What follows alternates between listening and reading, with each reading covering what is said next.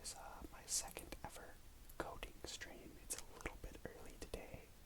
It's 8:09. You can see down the bottom here. Normally I start streaming close to 9, but this is due at 11:59 tonight. I just want to make sure that I have plenty of time to get that done. I think that I'm just going to put a quick message in my chat here.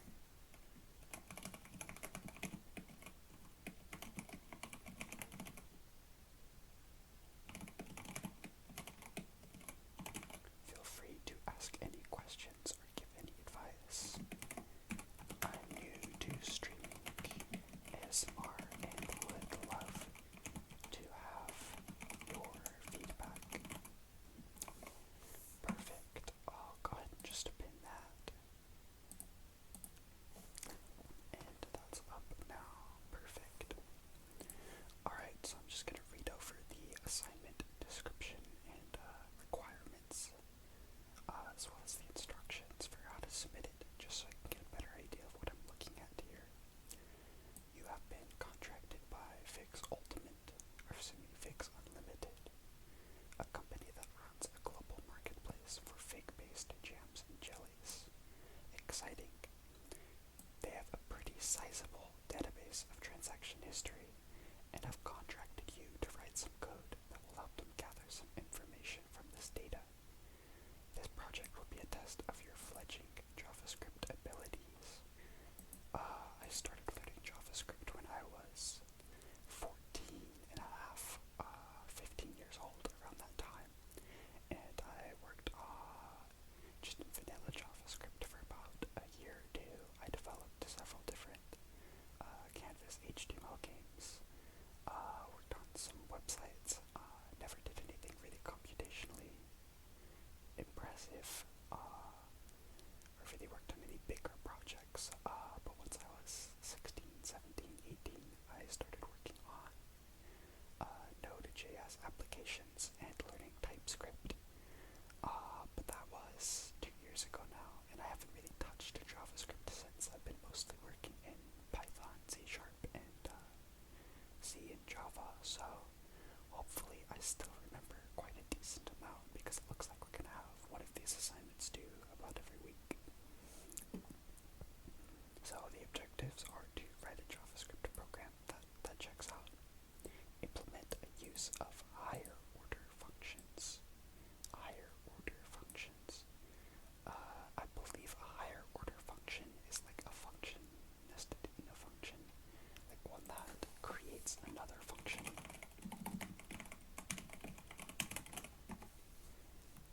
We can look here.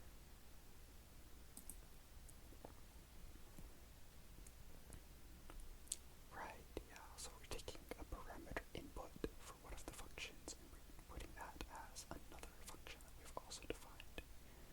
The way that I've seen this work before in the past, though, is that they're nested in between each other. Let me just look up a couple different examples here so I can make sure I know what I'm looking at. Right, okay, perfect. And then submit the assignment. We also would hope that I could do that. So Figs Unlimited has given you 2 arrays of data. The first is a list of transactions. A transaction has the following form. So we have an ID, and it's a unique identifying number for the transaction. And then an amount. It's a numerical value indicating the amount in dollars the transaction was for. That looks like a float. The product, a string indicating the product type. One of fig jam, fig jelly, spicy fig jam, orange fig jelly. Okay, so it looks like we only have 4 product types. That's nice and easy. And then a customer ID, which is a unique number for the customer that made the transaction. And then the second set of data is the list of customers. Customers the following form. The ID, and this corresponds to the customer ID, I believe. Yes, it does. First name, last name, and email address. So Figs Unlimited would like you to produce a program that answers the following questions. Really quick here, let's go ahead and make a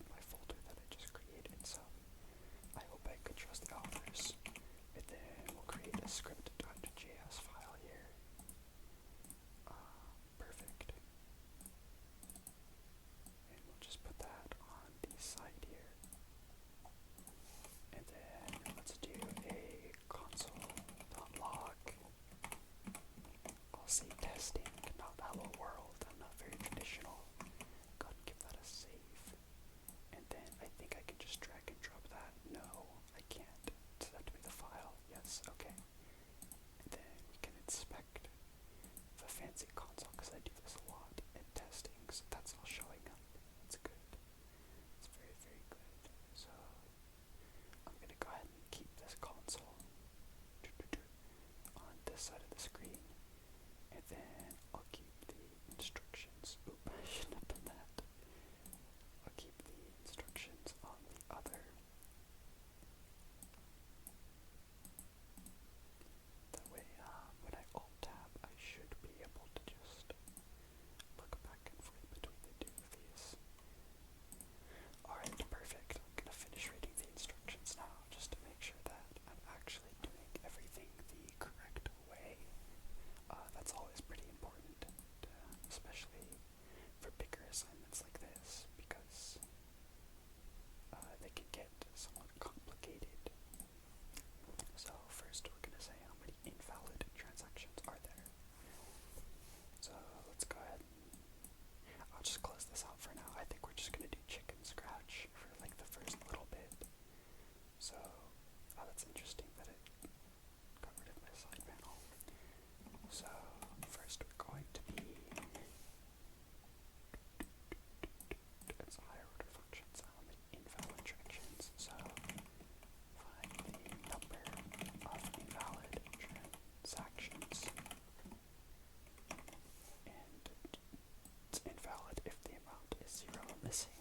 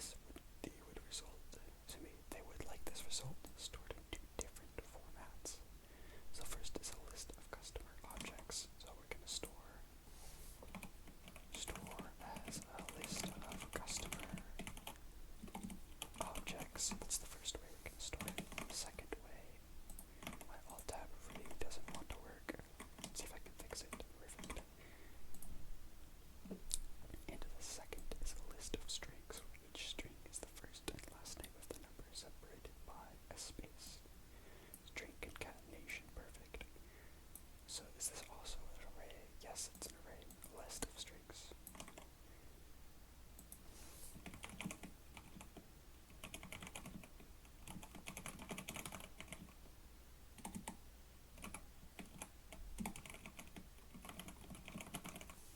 Alright, perfect. Again, you should use full transaction dataset even though there are invalid transactions in there. You should also ignore the fact that there are duplicate customers for this calculation, and they should be included as part of the result. Now, does this mean that they should be included as part of the result? The duplicate customers should be included. I think down lower we have example usages and like an output right here that it needs to match, so we can validate that later. But we should, because it says that, ignore the fact, and they should be included. Duplicates should be included. I'll just put a question mark because I'm not entirely sure, but I'll figure it out. On top of these questions, Fix Unlimited is sure they will have more questions, so they would like you to produce code that can be reused later to answer new questions as they come up. Additionally, they request that any calculation you perform do not modify the original dataset. That's pretty standard. Most of the time you don't want to go modifying original datasets. Copying is oftentimes the best format. So, as you analyze the requirements, you find that all of these questions and many more can be answered through the combined usage of only 5 functions. So the functions that it wants us to produce are, so I'll go ahead and write these here.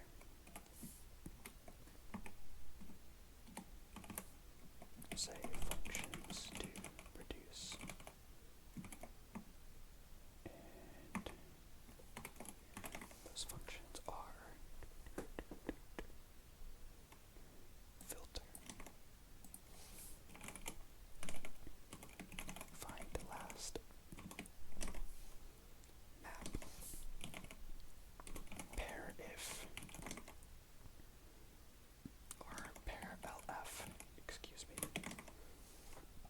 and reduce.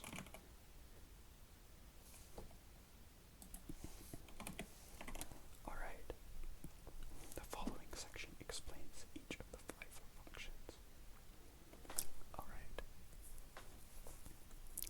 so the filter returns a subset of the input data that only contains the items for which the predicate returns true. And the parameters are data, which is the input array, and then predicate, which is a function that takes a single data point as an argument, returns either true or false. And then return is an array that contains all the values in the data for which the predicate function returns true. Function, filter, data, predicate, right? So that makes sense. And then predicate is also a function, it looks like, but the predicate is probably going to be one of these functions that we defined up here. So let's go ahead and we'll go ahead and start coding here. Really quick. I don't know how. I just lost exactly where it was. Here we go. I'll go ahead and copy paste this. Honestly, could save lots of time. And then here we'll just say pass. Is that a word? It is actually a thing in JavaScript. That's good. And then we have to find the last function. It finds the last value. I guess I can just leave these blank as well. But for now, is it good practice to pass? I don't really know. So it finds the last value in an array that meets the conditions specified in the predicate. So at data is an array of arbitrary data. The predicate is a function that takes a single data point as an argument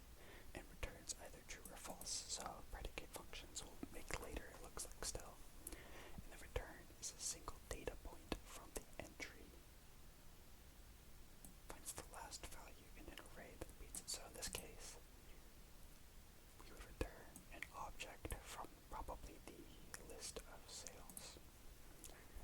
And then write const data, const result, equals find data, and then our predicate, and then console.log result divided by 6.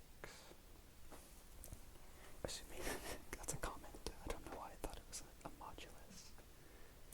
Can you tell I've been coding in Java a lot lately? Alright.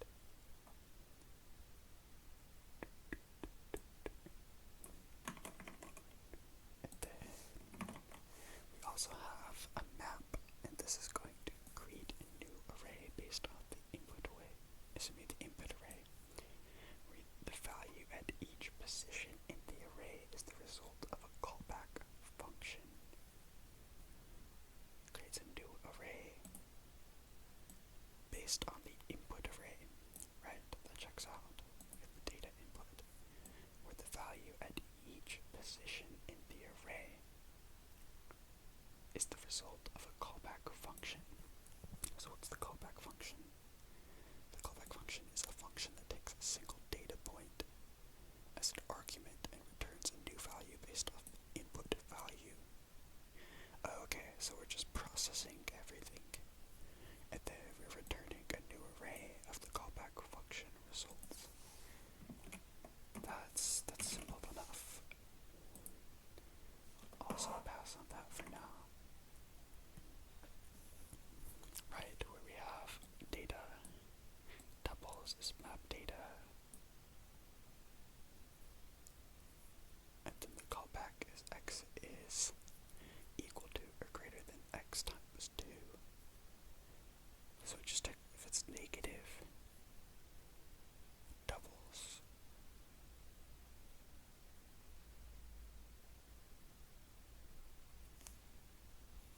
I'm not exactly sure what this does actually. Console.log doubles. 2, 4, 6. Oh wait, this is the function. The function thingy rebobber. I should know what it's called. This is in JavaScript. You can make a function this way, bigger than or equal to the right arrow bracket would actually be before the equals to. So x is equal to x to the times 2. So const strings map data.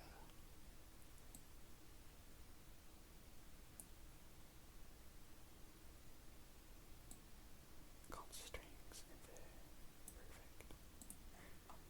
And then we have pair if, not pair lf. I typed that wrong previously, so redo that really quick. So pair if, let's go and copy paste this, continue the code. So pair if creates an array based on the input arrays, where the value at each position is an array that contains two values that pair according to the predicate function.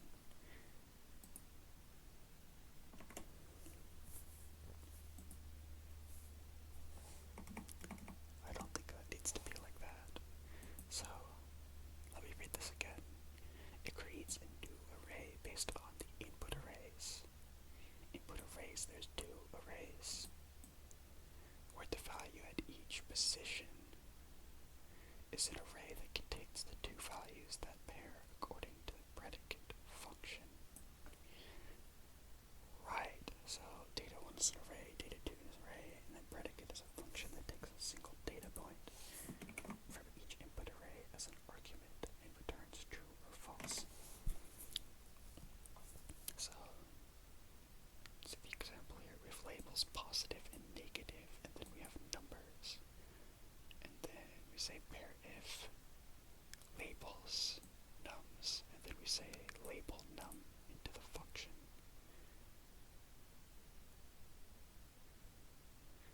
And the function here is label equals negative and num is less than 0. Like, okay, that's easy enough to do. And then we have reduce. And reduce. Let's go and copy this.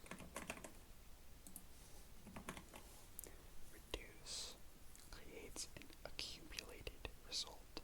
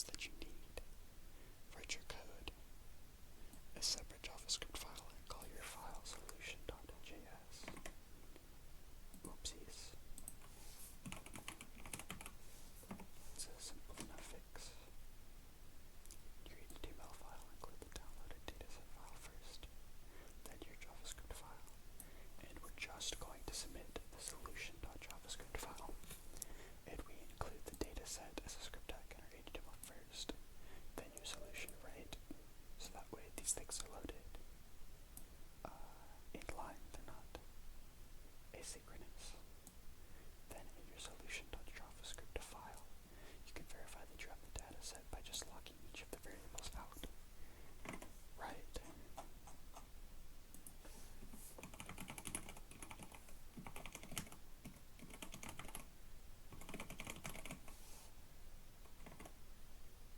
I think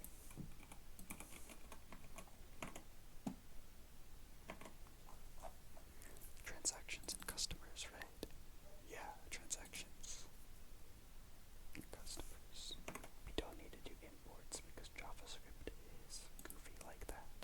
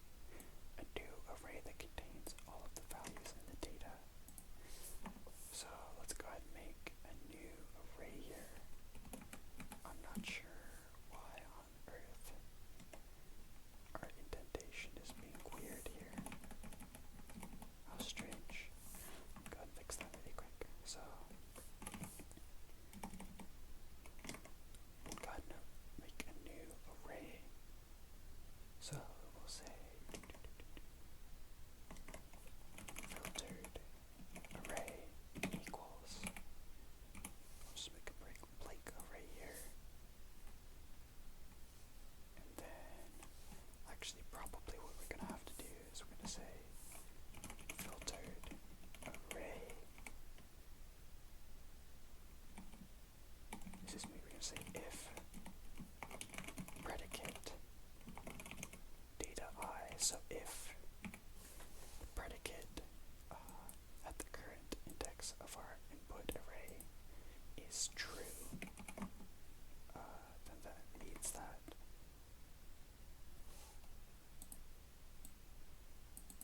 for which the predicate function returns true. So that means that we're going to say filtered array dot, I think it's push, but I don't know, I'll check my syntax in a second, but then we're going to push that data value if it's true. If not, we don't have to do anything, because that's how it's going to get filtered away. And then at the end, we're just going to return our filtered array. And that should be all that we need to do. I'd be amazed if I ran this and it worked though. Let me look up the arrays syntax here and make sure that I'm actually getting things correct. Probably realistically I'm not. Creating an array. Right, so I think I got the creating correct. That's probably good. Right, and then how do you push to the array?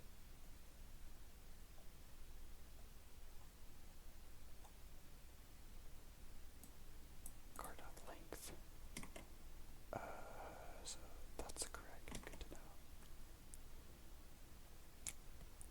Right, pretty standard index. Looping through other elements. For that I equals equal I is f length. Adding is push. Okay, so we've got that correct. That's good. And then types are dynamically assigned, so we don't have to worry about that.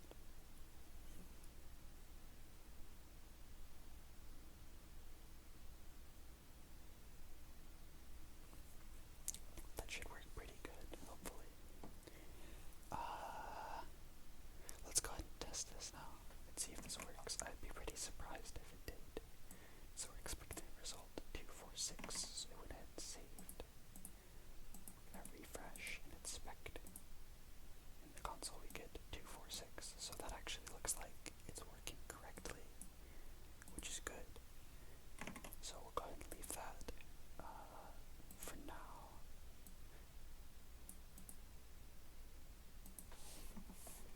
Should probably add console.log testing filter function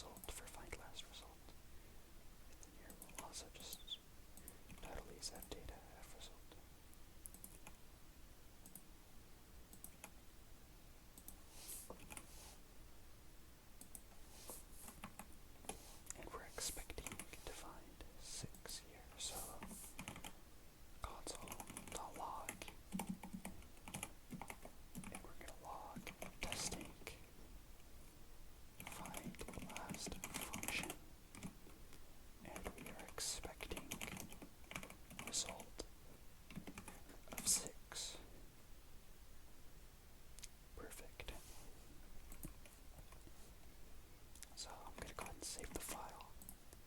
I'm gonna reload and check the console here. And we get 6 as our output, so it looks like that function is also doing what it's supposed to, which is pretty good. Alright, so our next function is map. Go ahead and read it over again.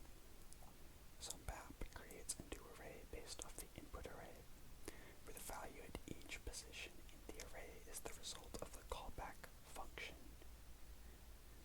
So here we're gonna create another array too, filtered array, so we're gonna call this mapped array. So it's gonna be equal to a blank array, and then we're going to loop through the data values here, and every single, so a function takes a single data point as an argument, returns a new value based off that infant value, and so returned a new array of the callback function results. So we'll literally just say mapped array dot push callback, and then data at the index that we're currently examining. And I think, oh, I'm missing a parentheses, that's the problem there. I think this should hopefully be working the way that I'm thinking it is. But again, just to test, we'll go ahead and grab this here.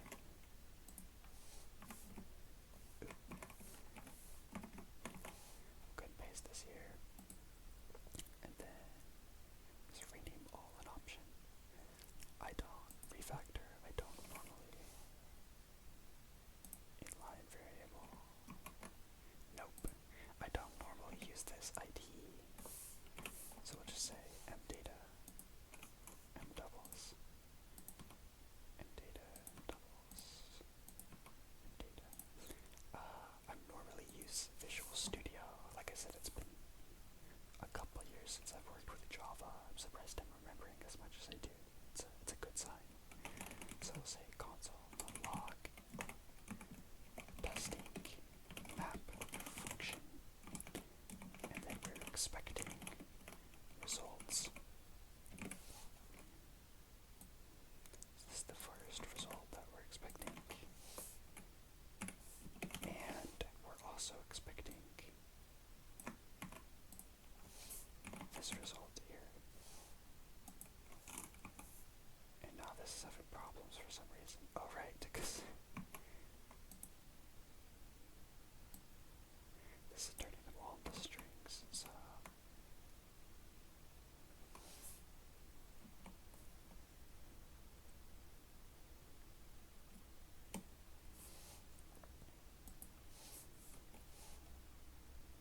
I'll just go ahead and copy this. We'll go here, and then we'll say testing that function. We can change this to single parentheses here. And then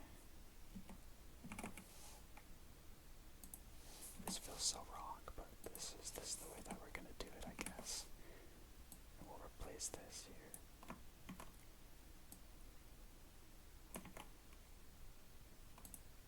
Right, it looks like that's gonna work. So just save the file, reload, and inspect. Check the console. So we're getting undefined.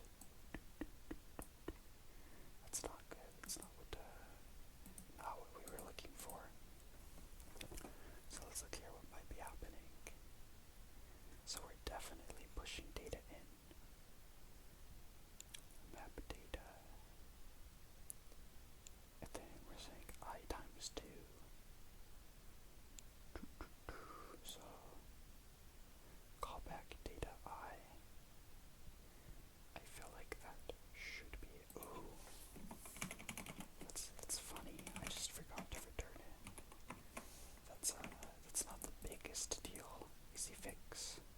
Yep, and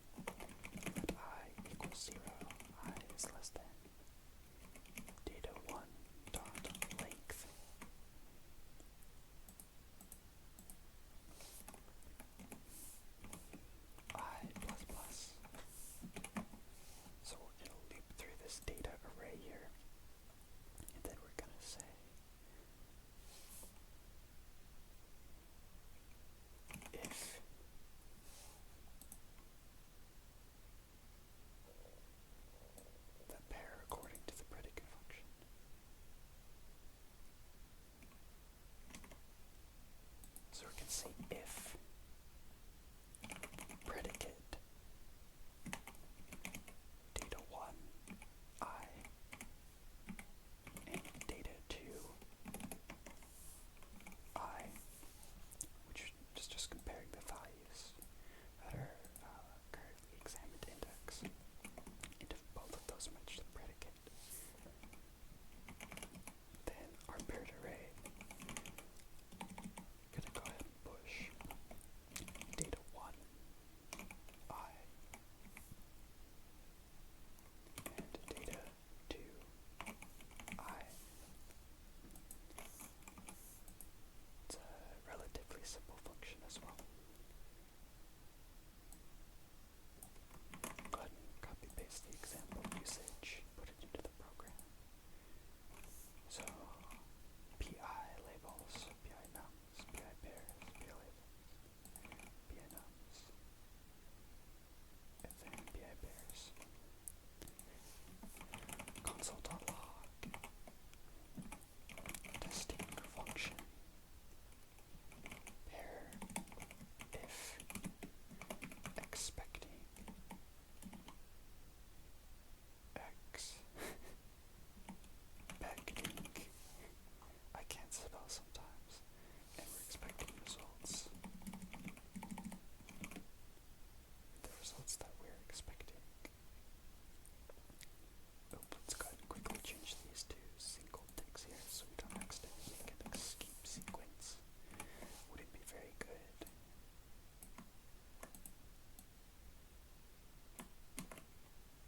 Go ahead and paste that in there. We'll go ahead and save the file. And then we're going to reload. Okay, inspect, check the console. Positive. Negative. Alright, so this is not currently working, so I don't think that I'm properly using, probably at least is my guess, the push function. So I'm going to look up array.push JavaScript.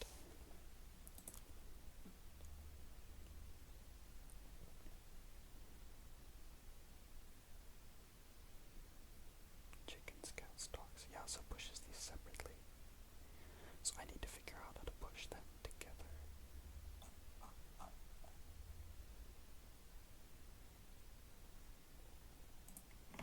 Let's go ahead and see. Maybe I just have to put them into another bracket here. We'll see if this fixes it. And now we're getting values here that are all out the wazoo. Ooh, not very good. Not very good at all. So let's go ahead and see if we can figure out how this works. So the technical word that it's using is it takes a single data point and returns true or false. So paired array. An array that contains two values that pair according to the predicate function.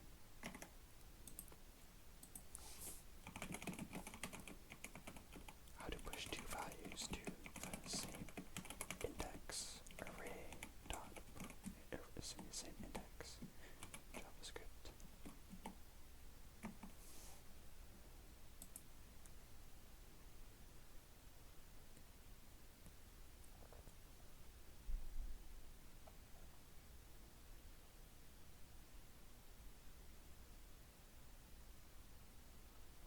A multi-dimensional array. Okay, right. That makes sense. I think I get what I have to do now. So I'm pushing a new array here.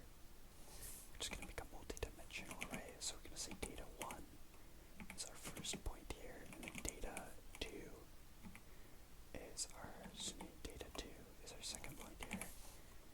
Forgot the one. And that's just in a multi-dimensional array, which makes sense. Now if I reload, we get an array. Positive 1, 1, positive, -3.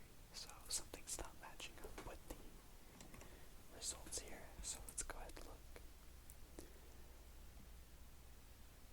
3, 5. So we're missing -5 is one that we're missing.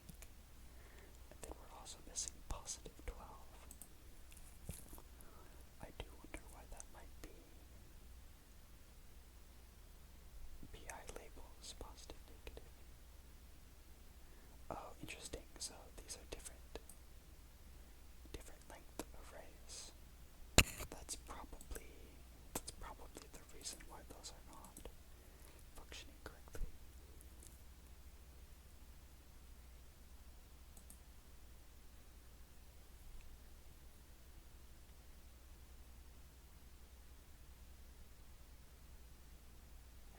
So do I have to make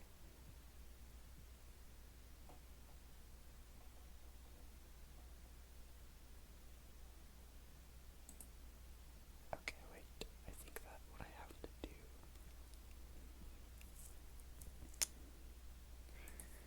I have to say for let, and we'll say z equals 0, z is less than data 2 dot length z plus plus. And then we'll copy this, cut this, and put that in there. And then what we'll say is parent array data 1, data z. Go ahead and save this. We'll reload and check the console. And now it looks like that I have duplicate values.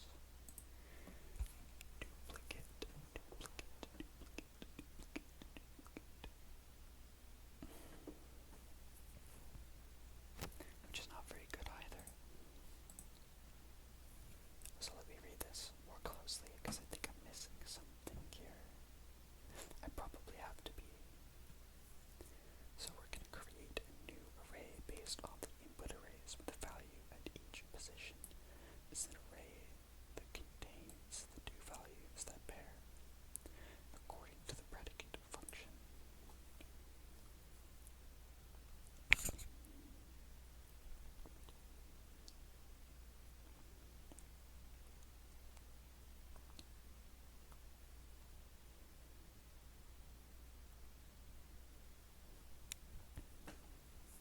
So labels nums. If label is equal to negative and the number is less than 0, or console.log compares.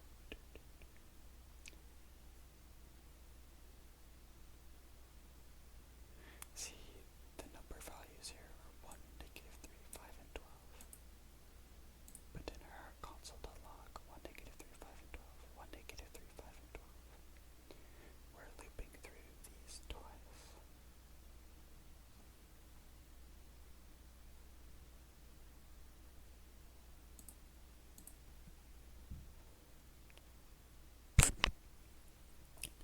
Label num.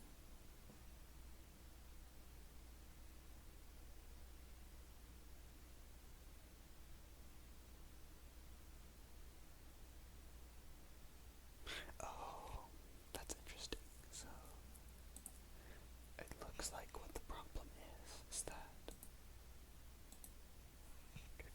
we need to be going through data 2 first and then data 1. Oh, wait. No, I actually have been doing this right. I just forgot to change this here. That should fix everything, actually.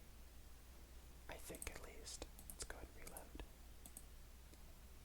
Yeah, that looks much more correct. Okay, that's correct now. So what I was doing is that in my predicate function, I was using the I, like iterator, for both the data 1, data 2, even though the data 2 was using Z. That's what was creating the problem.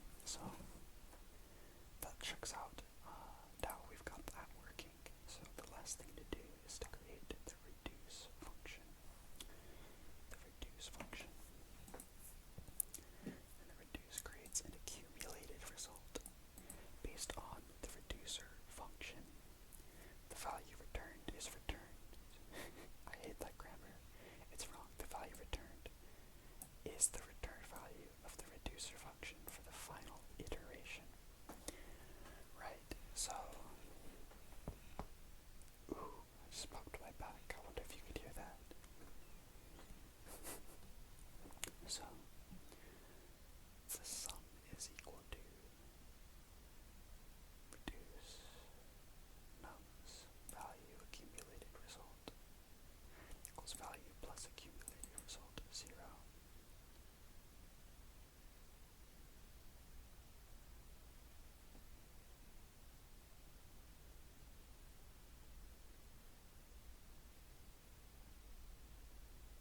Okay, so this might be easier than I'm thinking it is.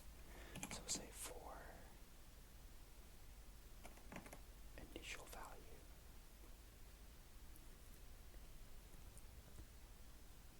the starting point for the reduction. So for let I equals initial value, I is less than data1 dot length I plus plus. So we're looping to the array starting at the initial value. And then we're going to run the reducer with the data1 I. And then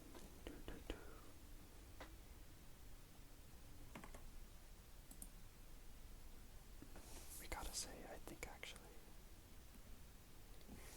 I'm gonna say data length minus 1 here is what I'm gonna do.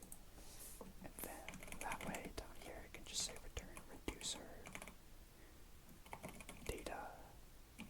data1 dot length. I like this better because I don't have to put an if-else statement that checks for every single loop there. It's a pretty expensive operation.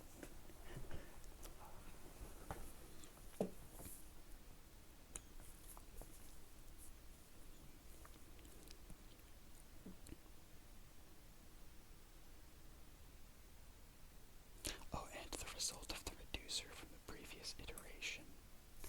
So it looks like we actually have to do this a different way. We're gonna have to make a variable here. So we'll say let, and we'll say let. What's the words that I used?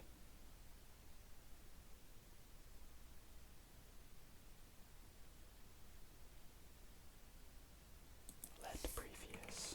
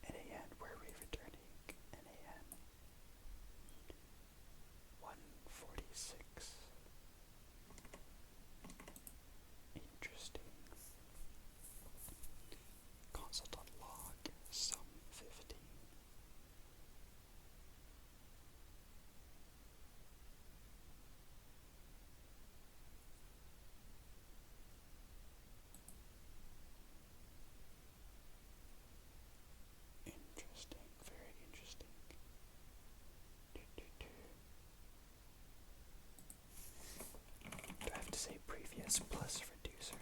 Is that why? Is the syntax different than I'm remembering? Uncaught reference error. Previous is not defined. Oh. Well, it helps if you spell things right.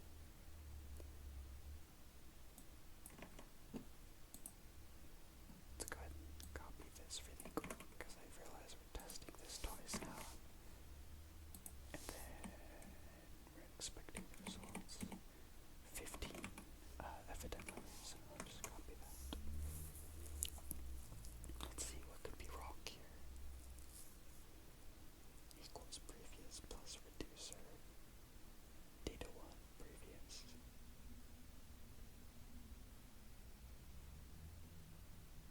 Is that not correct?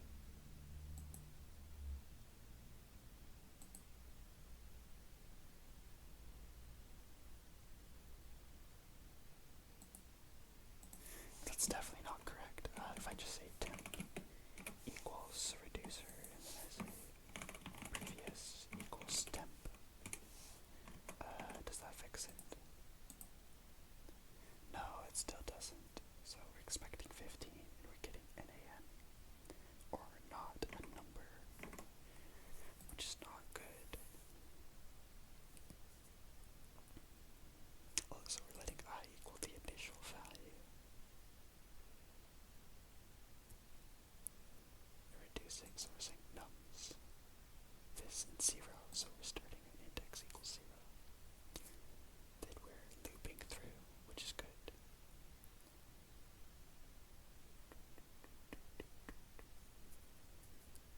And then, for some reason, previous is not, the value is not getting changed.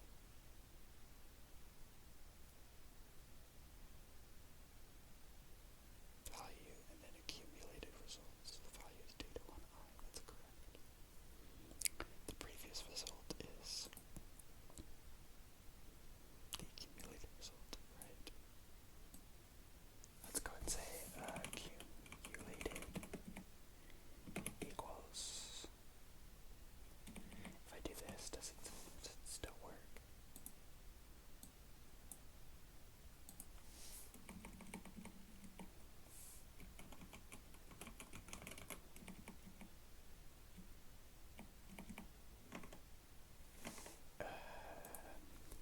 Interesting.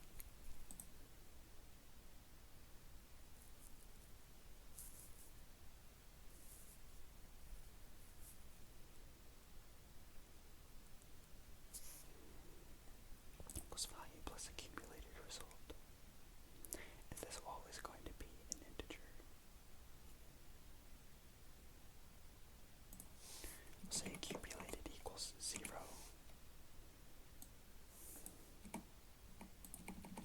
And then accumulated equals reducer data 1 accumulated.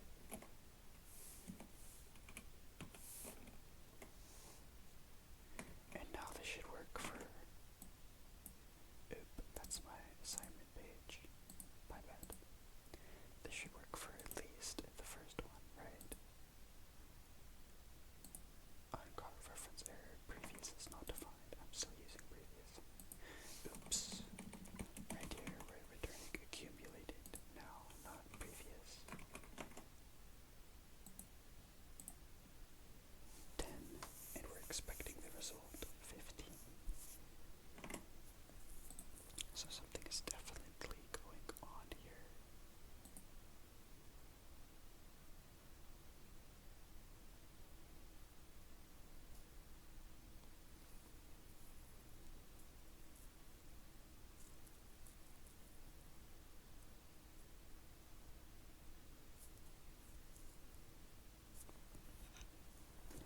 I feel like somehow I'm making this harder than it has to be. It takes a single data point from each input array as an argument, and the result of the reducer function from the previous iteration. I mean, accumulated should start as 0, right? So that's going to be 0 there if I refresh this and then check. Accumulated is this is equal to undefined, though, we have problems as well, I think. Right. So let's look here.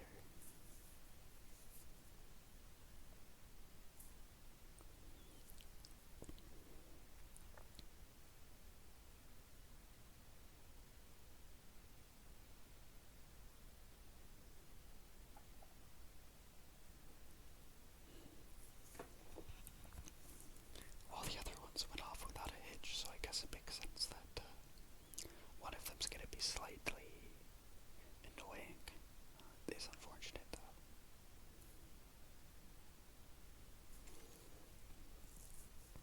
Return is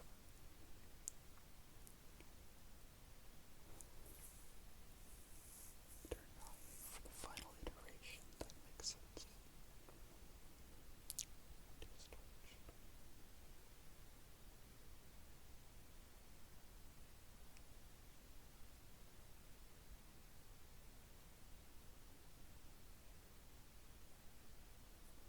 Evens, odds.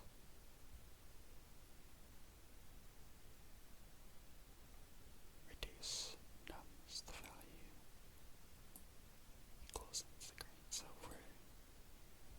for our initial value, it's, oh, okay. I realize my mistake now.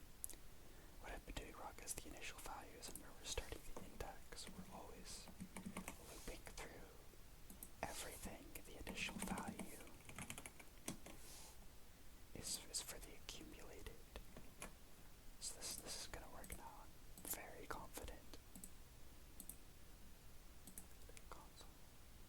We get 10, so that's it's not working, but it's working. We get 1, 2, 1, 4. What did we expect? 2, 4, 1, 3, 5. So something is not quite right. Accumulated, so the value of the reducer function for the final iteration. Wait. So we're returning the reducer function for the final iteration. For some reason we're not adding 5. Oh, that's right, because I still have minus 1. Sometimes I'm just not the smartest, guys. Now we're at 15, 1, 3, 5. Okay. This is good. Kind of anyways. For some reason I think my extension is on. We'll turn that off here. Oh, but that's so bright. I'm gonna turn this on, but I'm gonna turn it on to not inverted light. Let's say YouTube dark is pretty good. And we'll turn it on, and then no, that's not gonna do it.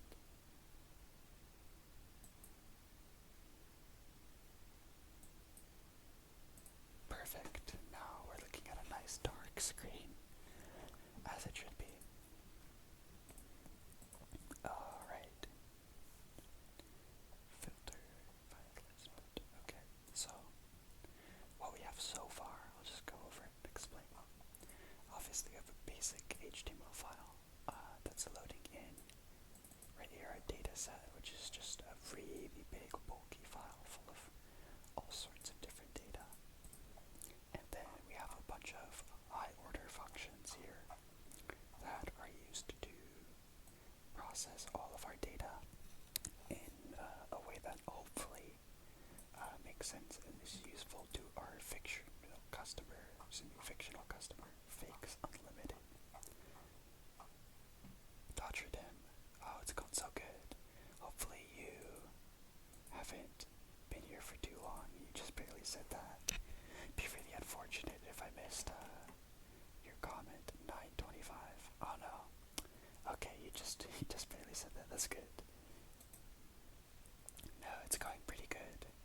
How you been this week? Things getting less crazy, hopefully, for you.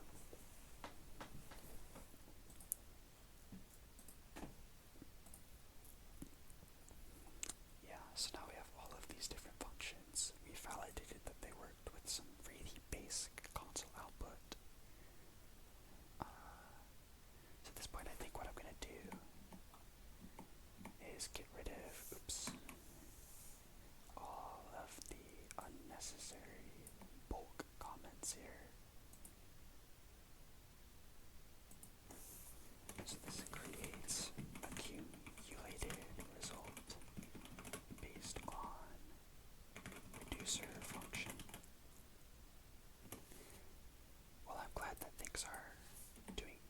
for you this week? I know your last week was kind of crazy from what I heard.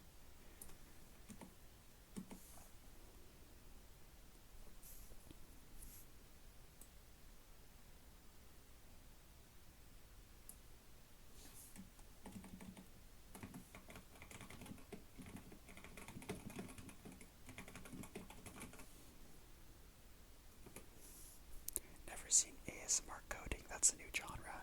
Yeah, I would say that it's unique, and I've done it before, but definitely tons and tons of people have done it before. I've watched a whole bunch of ASMR coding videos before. Kind of all started out when probably you know who GP ASMR is, but she posted a video doing keyboard ASMR, and I was learning how to code, and I thought it would be fun if I could learn how to code while like watching it in like a very relaxing ASMR form. And so then I found a really good video of some creator. I'm not sure his name, he's really popular, so if you look this up you definitely find him, but he coded Pac-Man in like an ASMR format, and it was really great, and I liked it. So the map creates a new array based on the input array, where the value at each position in the array is the result of the callback function. So it creates a mapped array based on function callback.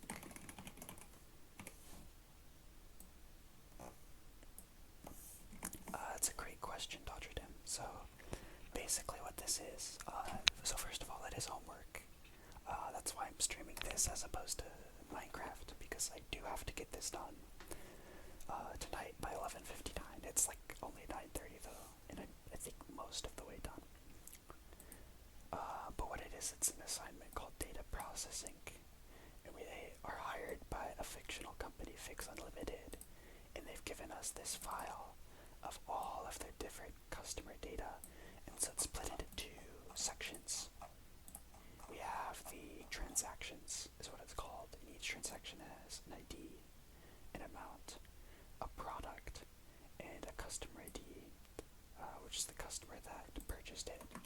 And then we also have customers, and this is all of the data of the customers, where we have the ID of the customer, the first and last name, the email address. That's for all the different customers. And they want us to go through all of the data and find the number of invalid transactions. And invalid is defined by the amount of, the dollar amount of the transaction, because I didn't specify, but it's the dollar amount. Zero missing. It's not one of the 4 product values. Those are listed right here. Fig jam, fig jelly, spicy fig jam, and orange fig jelly. And it uses our filtered function, which is a function that I coded that hopefully works. Minecraft enchantment table writing. This is actually, so right now this is in JavaScript, and it's just teaching us the language, but I learned this when I was like 14 and a half, or like 15 years old, so this is a cakewalk for me. You can see on my Twitch channel, or my YouTube though, CS2410, there was a assignment, which is maybe graded by now. This scared me, but it's just an announcement for everything. I thought I had some stuff too, but for this class we have, it's Minecraft enchantment homework for me too. We have an assignment, they still haven't graded it, darn it, called like word ladders. I want to see if I can open this up actually, but it's Minecraft enchantment table writing for me. You have to do like weird math, like super high level calculus, and somehow make it make sense with like coding and stuff. But we're like looping through like multi-dimensional arrays of like the data type queue, and like finding word ladders linking particular words together. This is actually, I'm like, I guess a good example for this is like, look this is, right? Look how long like this sentence is. And then over here you can see nothing is even remotely close to that size. Like, it's all so manageable. This is terrifying to me. It's so terrifying to me. I'll be fine though.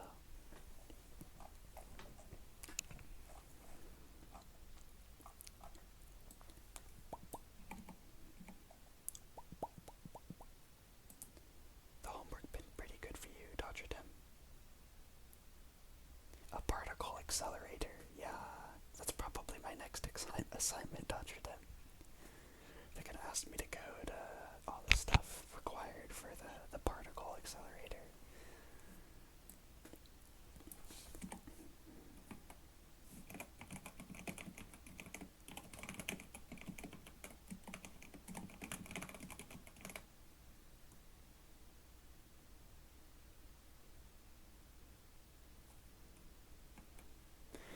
Your homework's been pretty easy. That's great. That's fantastic.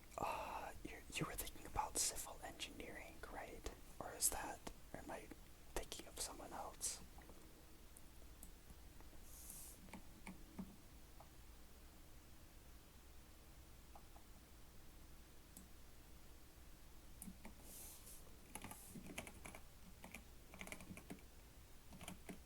Communications, right? Because your dad was the radio guy.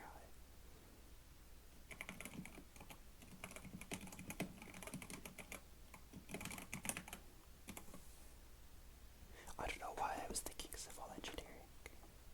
I don't know if I'm thinking of someone else or I'm just stupid. It's probably both, to be honest.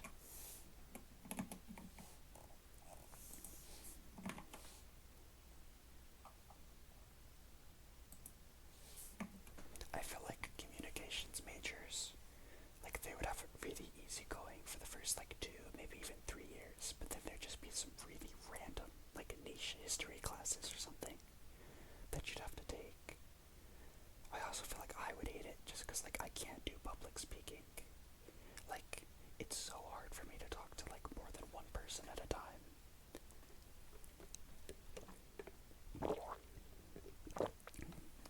Drinking water, I feel like, is way too loud. So find the number of invalid transactions, and this uses the filter function.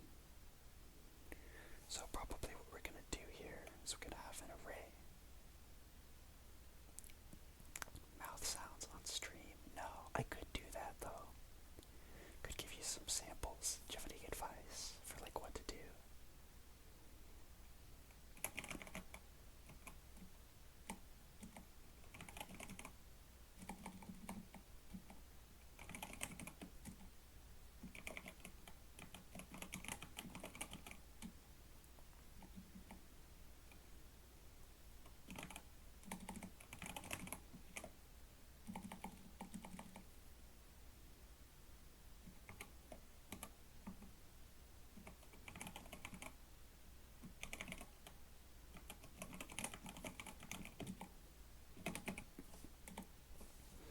Our invalid transaction count is going to equal filter, and then the data is going to be transactions, and then our predicate is going to be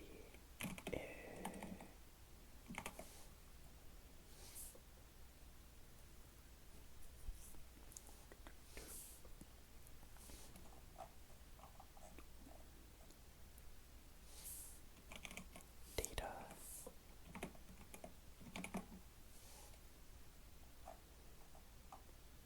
Just wing it. I assume you watch ASMR. Maybe like take inspiration. I hate mouth sounds.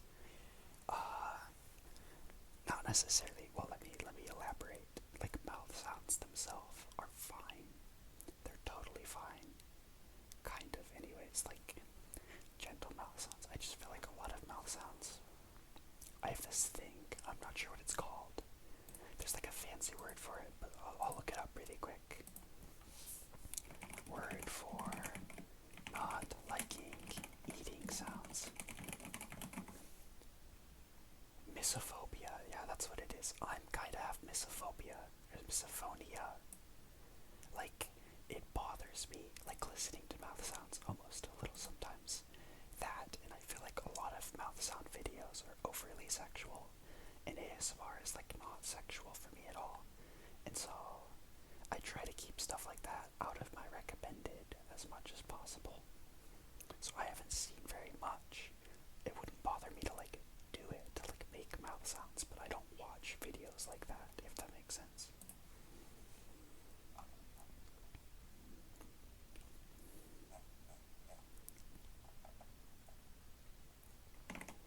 What's the data here? Product. So if the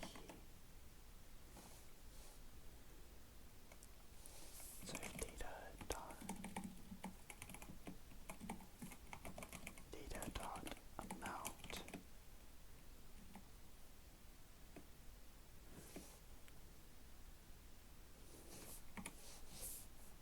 zero or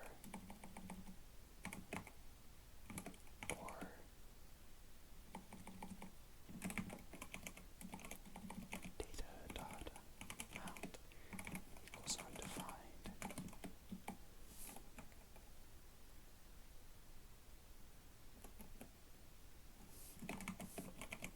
Dot amount equals null. I guess so, or maybe like use triggers or something like that. I could absolutely do like ASMR stream, like a traditional one, if that's what you're saying. Like a camera, and then like I'm tapping on stuff and that type of thing. True.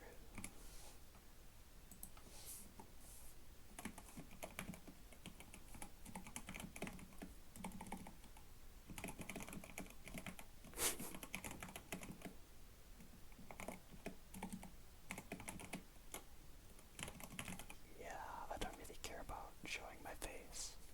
I'm not particularly attractive, but I mean, I feel like most people aren't anyways.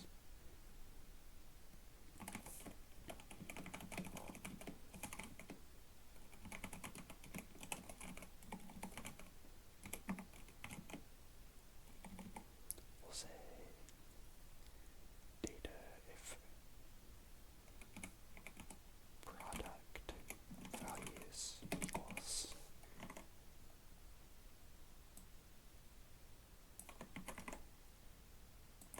but damn. Oops. Stop doing that. Move this over. Chat paused with Alt key. I swear I didn't push that, but okay. If you have a girlfriend, you're probably a little attractive. Hopefully my girlfriend's not watching this live, but I think she's a little silly for dating me, so yeah, she could definitely do better. But don't tell her that.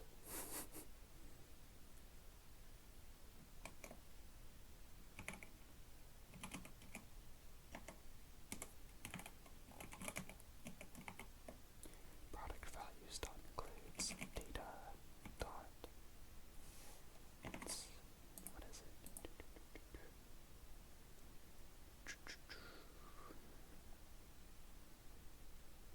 Product.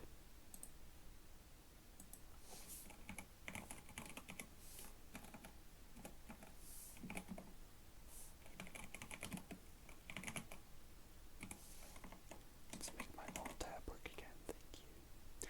On a scale of 1 to 10, that's a great question. I think that's a hard question too, because I think it depends.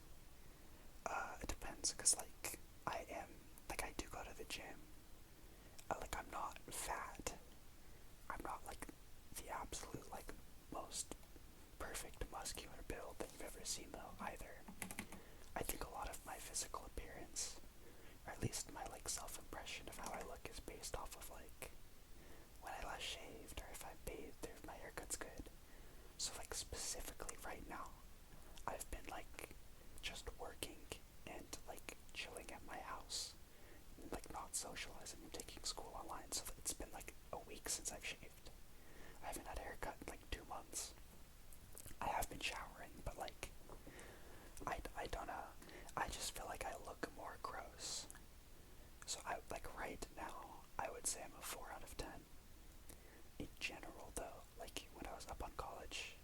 this is like my college campus, and I had a haircut.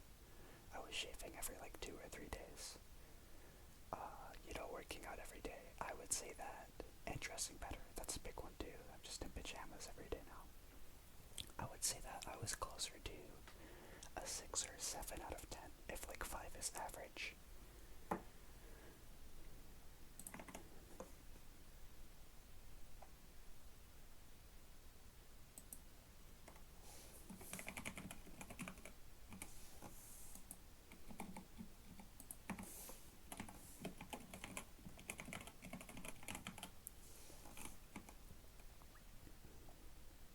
What would you rate yourself on a scale of 1 to 10? Diet relies on pizza pops and G Fuel. Yeah, that's kind of where I'm at right now.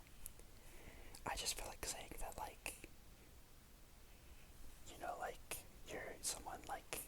you're dating someone that means you're attractive, like, physically, is, like, bad thought process, because, like, everyone on the entire planet has, like, parents that they got their genetics from, and, like, some people are just not, just not that attractive.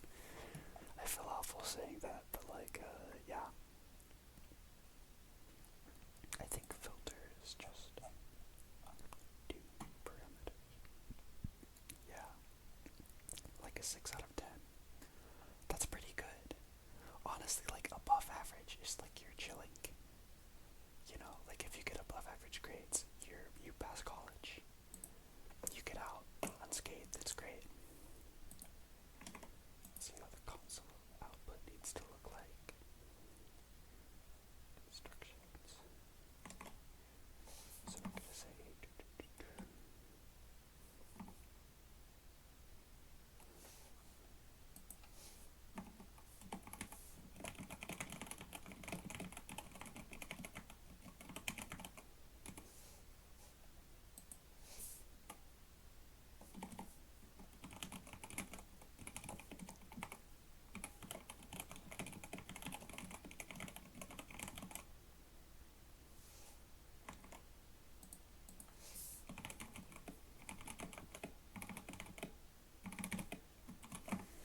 this is something my professor talked about being important. We want strict comparisons, but I don't remember which one is which.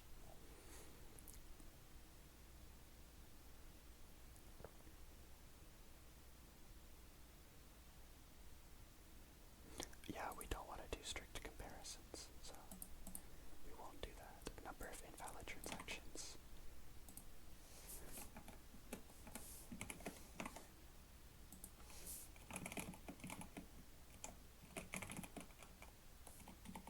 Oh, I've definitely looked this up before. Template literals, string text, expression, so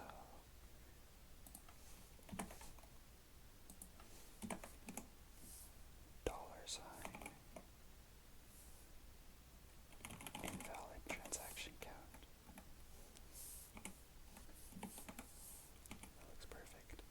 What's your haircut? I have texture fringe.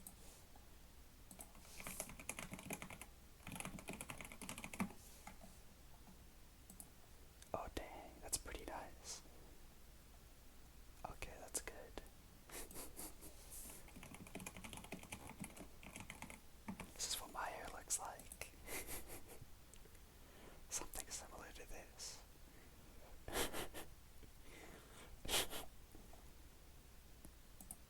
Yeah, about like that. So that should be equal to 636. I'm gonna go ahead and save that.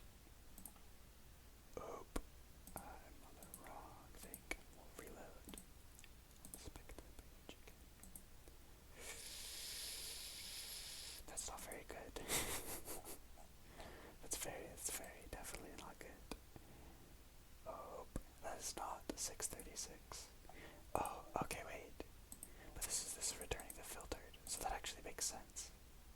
Because I just need to say invalid transaction count dot length. That should do it actually. Okay. Let's reload. I think that I'm probably 12,423. That is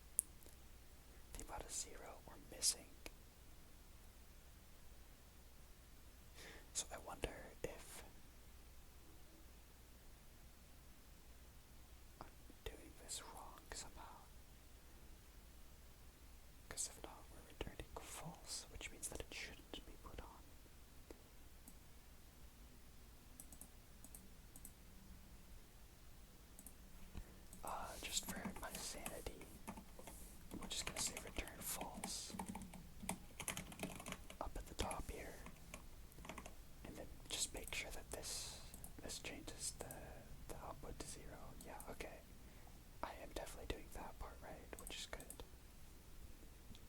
After that face reveal, I don't have a camera right now. I could work on getting it. I have there's an ASMR streamer. You should check him out. Really great guy. His name's Macrotect. I think he's live like Tuesdays, Thursdays, and Sundays most weeks for like 2 or 3 hours. But he's thinking about selling me a like audio mixer, and then I'm gonna try and buy a new microphone with my tax return. That I could like maybe set up my phone or something like that. But I'm gonna wait until I have a microphone, so I don't have to be wearing like a goofy like headset. Like right at the start, that wouldn't be very good, you know. So for some reason, you can see here. I'll go down. Your program should produce the following output: number of invalid transactions 636. So that's the number we're trying to get to. 636. And here we have this right here is our transaction, and a transaction is considered invalid if the amount is 0 or is missing altogether, either null or undefined. So then what I said is if the data.amount, which I think is the correct word, right? Yeah, data.amount, I'm spelling that right, O-U-N-D. Yeah, right, so if data.amount is equal to 0, or it's undefined, or it's null, then we're returning true, meaning that it's an invalid transaction. I live like two hours away from my college, Dodgerdam, but I'm also taking a semester online so I can work more. I'll live like 5 minutes away from my campus in August though. Not one of the 4 product values, so if we don't, so data.product, which I think is correct, yeah, so data.product is not in,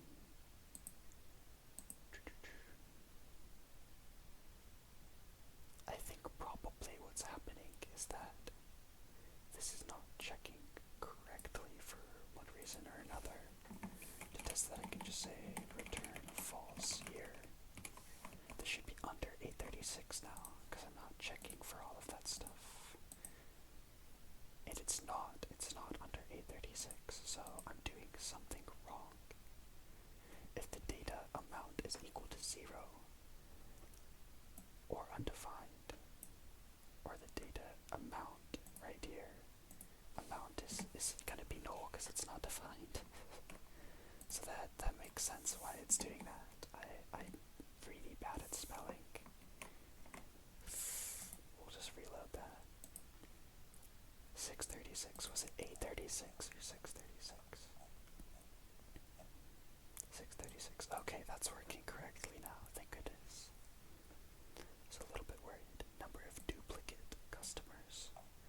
And for duplicate,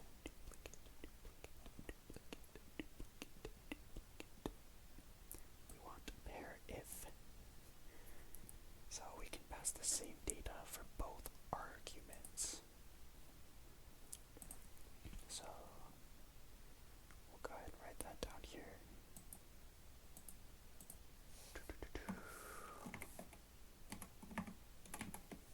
Find the number of duplicate customers,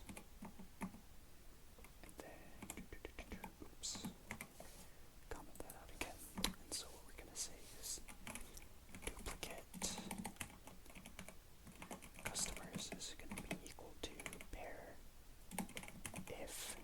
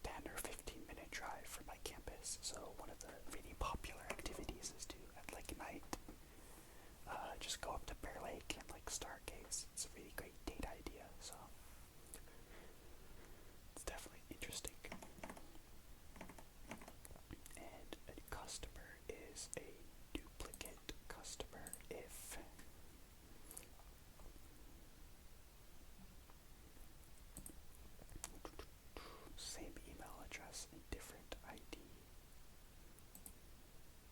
So we'll just say if data1 dot email, I don't remember how it's stored, let me look. Email address equals data2 dot email address. So if the email addresses are the same,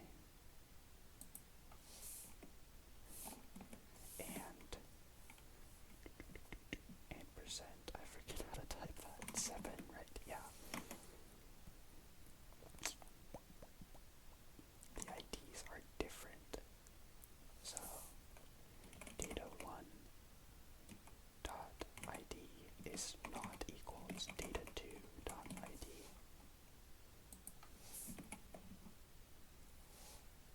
Then we're going to return true. And if not, then we'll return false. Is it that easy? It's never that easy. Hopefully it's that easy. Be really great. Let me look at the function to see if there's any obvious problems I can see. Pair if. Yeah, I've data1, data2. Yeah, that should work. Honestly, I think that's what we need. Moment of truth. Duplicate customers to length divided by 2, and this should be equal to 142. I should probably, now that I think about it, make this a little bigger. Probably both of these.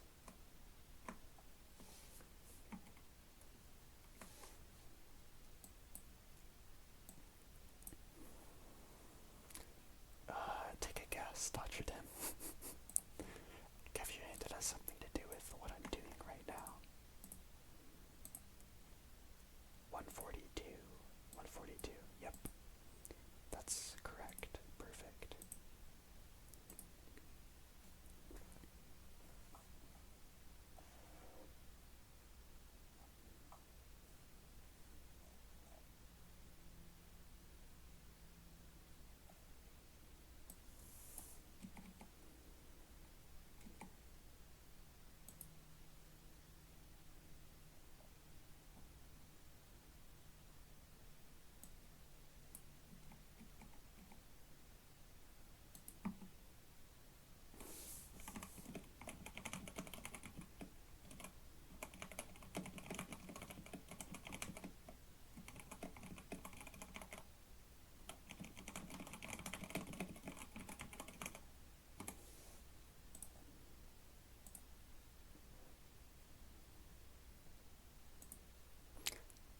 How much was the most recent transaction over $200? And for this one, let's go ahead.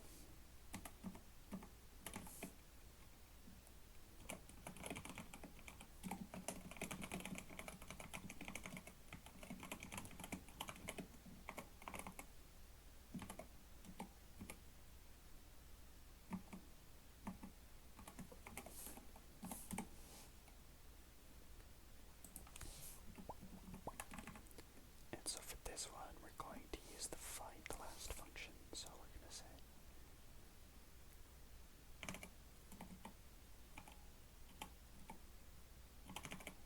over 200 equals find last, and the data is going to be transactions, and the predicate is going to be a function.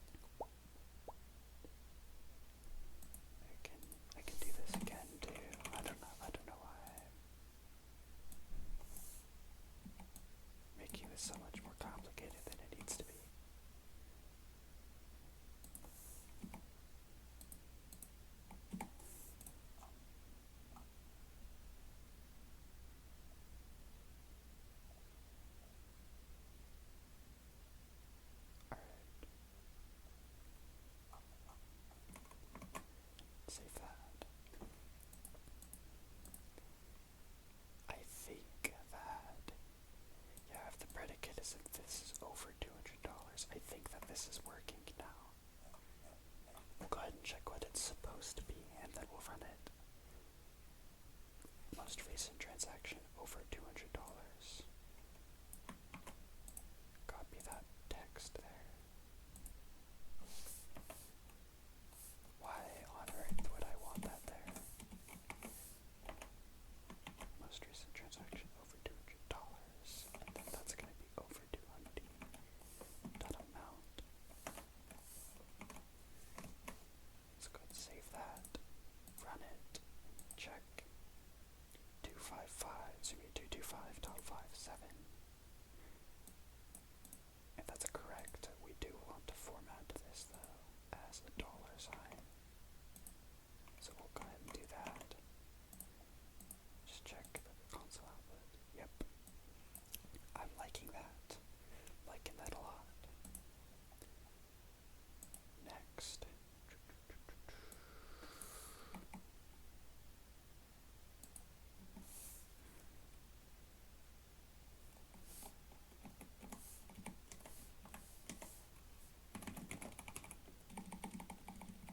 I don't think that needs a comment. It's pretty simple. I'll just leave that like how it is right now. The next one is asking how many small, medium, and large transactions are there? And for this one, we're going to be using the reduce function. So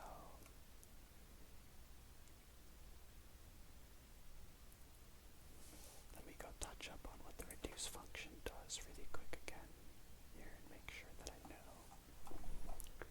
So the reduce function creates an accumulated result based on the reducer function. The value returned is the return value of the reducer function for the final iteration, right? So this sums everything. Okay, so then what we're going to want to do here is we're going to want to say small transactions is equal to reduce, and the data is going to be transactions. The reducer is going to be our function that's going to take in data and use that, and then our initial value is going to be equal to 0, and the predicate here is if the data dot amount, because the data is going to be the transaction, the data dot amount is less than $25. So we'll just return that, and that should get the correct number of small transactions. And now for the medium transactions, we'll do the same thing here. It's going to equal reduce transactions data, and we're going to return data dot amount, and this has to be is greater than or equal to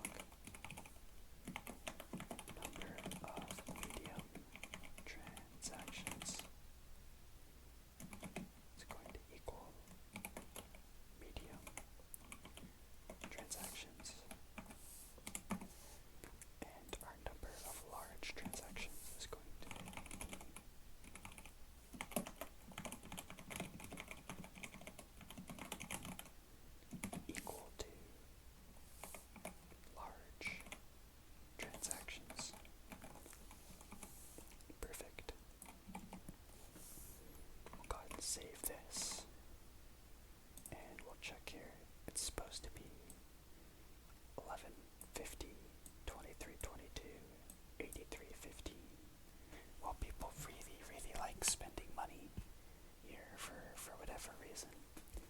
People like figs, I guess they're expensive. Go ahead and reload this and check.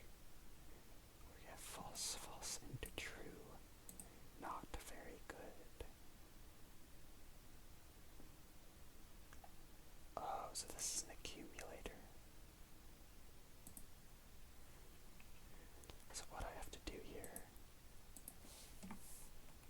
if data dot amount is less than 25, return 1.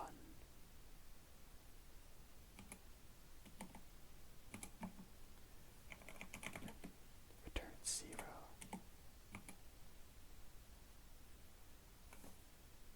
Alright, that should work.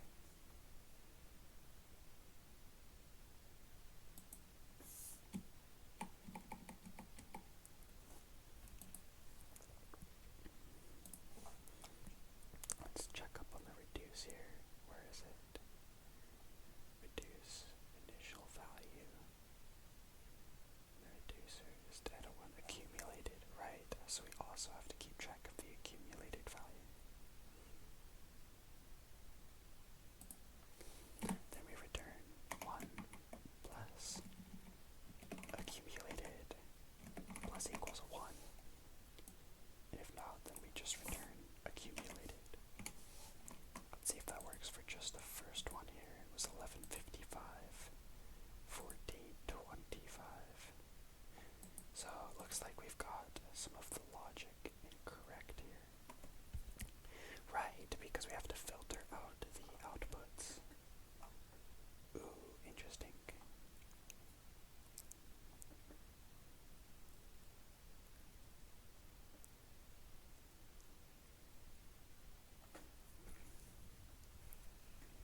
So here what we're gonna do probably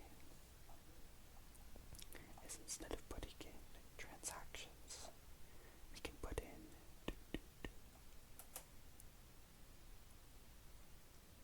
our valid transactions. So let's go ahead and filter this by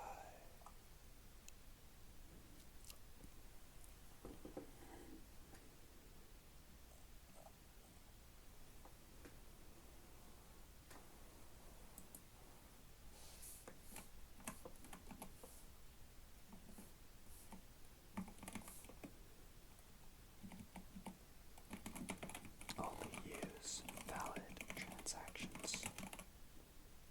And so then let's go ahead and take invalid transactions. We'll copy this, paste that there, and then we'll say filtered transactions is going to be equal to filtered transactions data. This is going to be not equal to 0. And it's not equal to undefined.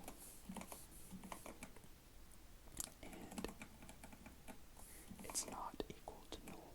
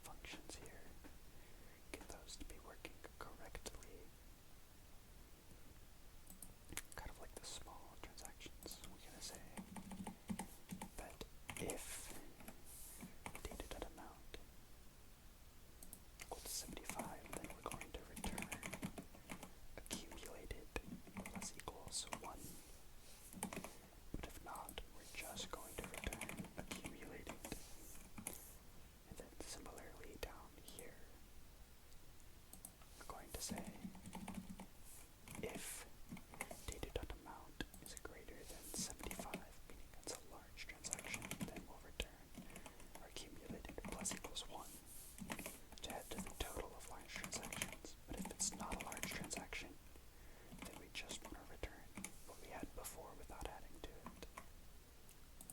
Go ahead and save, reload, 1150, 2322, 815, 2322, 815, and that's over. That's because I'm still using the regular transactions. So let's go ahead and replace all of these, and then reload 2323, 8314, and so that's completely off both of them by 1. How interesting. They're both starting at 0. I don't know why it could possibly be having that type of behavior, but it should exactly match. I think I'm gonna skip this for now and then come back to it later.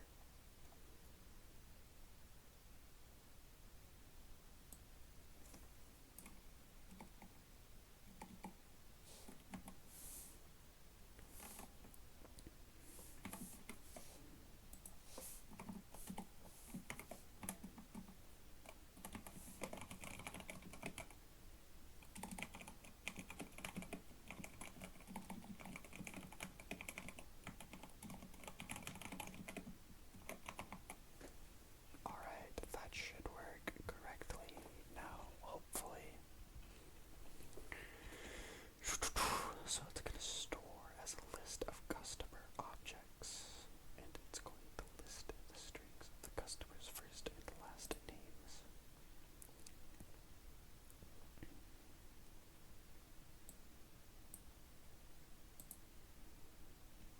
And it's going to use the reduce filter map. So we have the filtered transactions.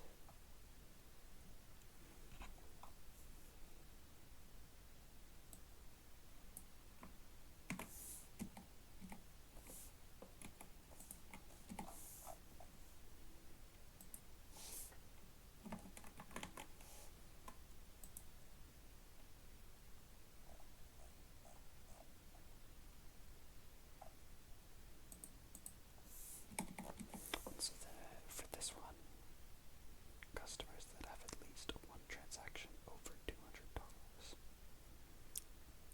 Let's go ahead and use the pair if filter transactions over, we'll have this be equal to, I'm not sure. It's a little tricky. I think there's more specific instructions on the actual assignment description here. Filter the list to get transactions only over $200. So first we filter it to be valid, and then we're going to say transactions over equals filter, and the data is going to be filtered transactions. So they're only the valid transactions, and then we're going to say our predicate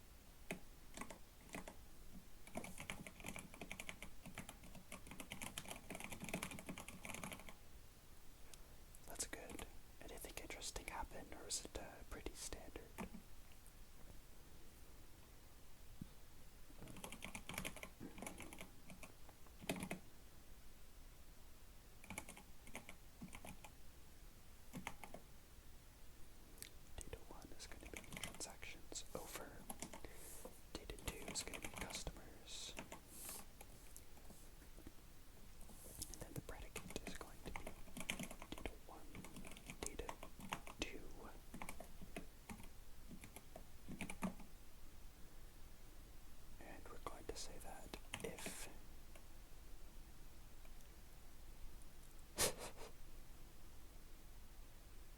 was it one of the employees, or God forsake, it was one of the customers, that would be very good. So we're going to pair the transactions with the customers. So if the data 1, which is our transactions over $200, dot customer ID, I think is what it's called. Let me quickly double check here. Yeah, customer ID is equal to our data2 dot ID, which is our customer. Then that means that it was this customer that made this particular purchase. An employee, okay, that's better than a customer.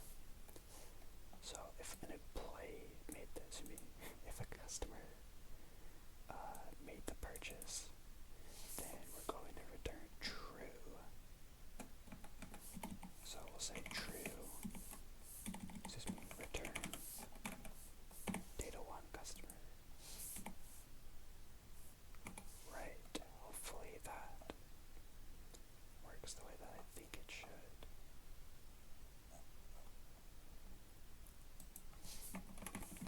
If customer ID of the purchase matches the ID, customer ID, then pair the customer to the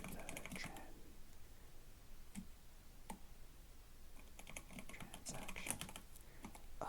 Assignment's going, I'm gonna say, pretty good so far. It's been pretty smooth sailing. There's been a couple of problems that have happened so far, all of which have been me spelling things incorrectly, which is about average for me, honestly. So we're gonna pair the transactions with the customer. And then the last step is going to be to reduce the pairs to a list of unique customers. This result is the first required output, or the length of that, I guess, but it's not very specific. I don't like these instructions.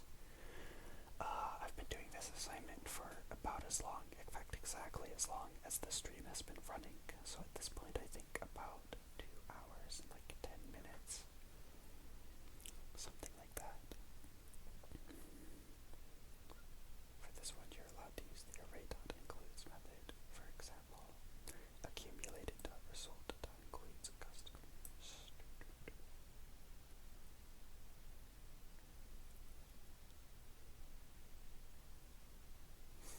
Right, map over the reduced list to get the names of the customers.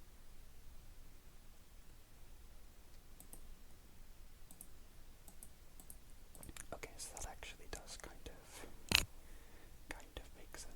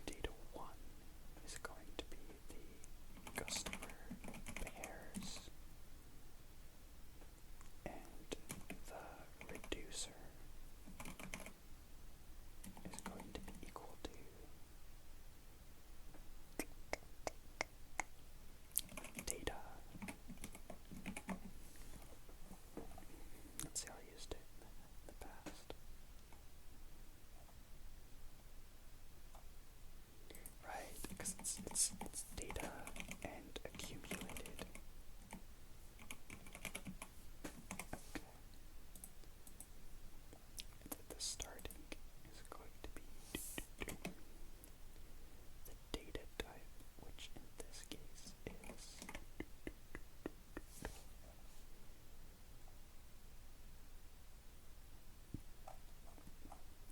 what's the start going to be?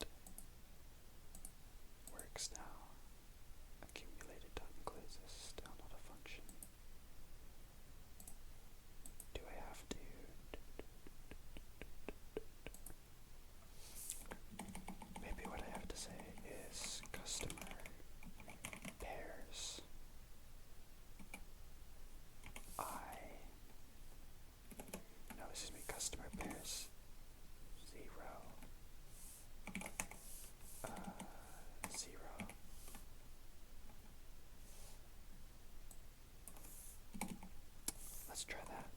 And then this would be data 0. Accumulated push data 0, because we'll only do the customers. We don't really care about the transaction. Transactions over customers. So let's go ahead and do this backwards. Customers, transactions over. Because that is an easier way for my brain to wrap my head around how that's working. Go ahead and save, reload, check. Can't access property, customer ID, data1 is undefined. Data1 is undefined at 138.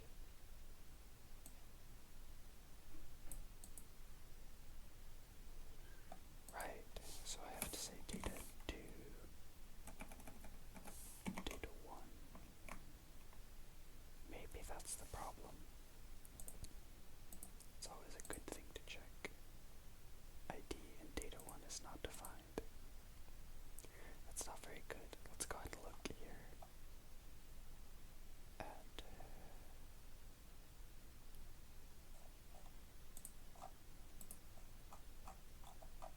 customer ID, and then yeah, so ID should be defined. I think a good thing to do here is going to be to console.log data1 and data2, and then we'll save that, and then we'll reload.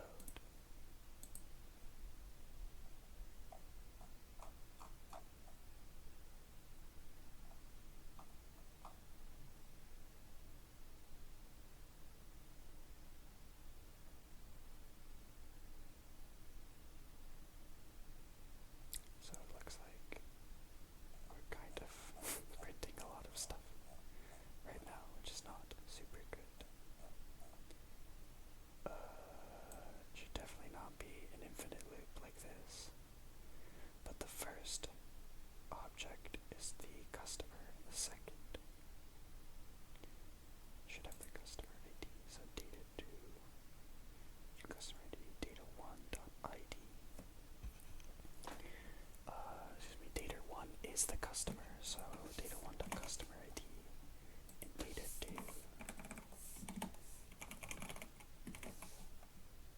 is just the ID. We'll go and save that. Let's see if this works now. Hopefully it should.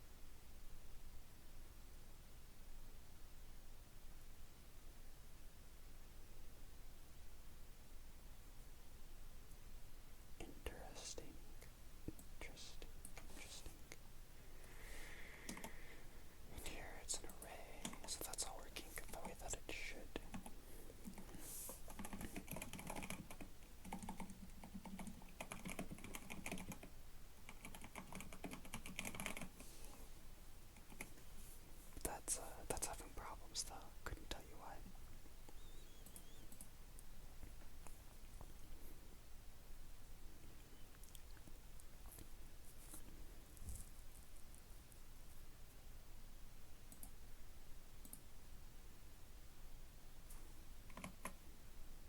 Is it a breakpoint there? Breakpoint, breakpoint, breakpoint, breakpoint. Solution to JavaScript.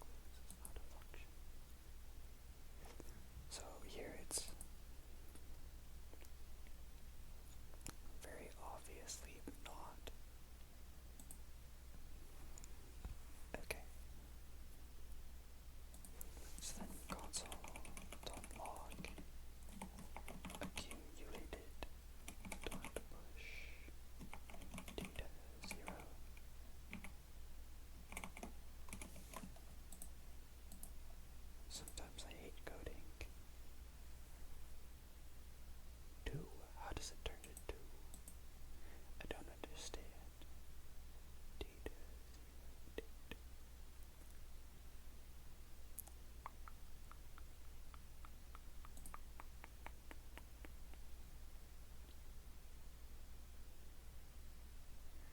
Now, if I say just accumulated dot read, what on earth is going on? I think it's a problem with not having a temporary array, maybe. So we'll say temp array equals accumulated.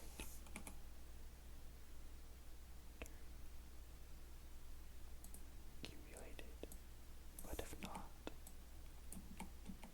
then temp array dot push data 0.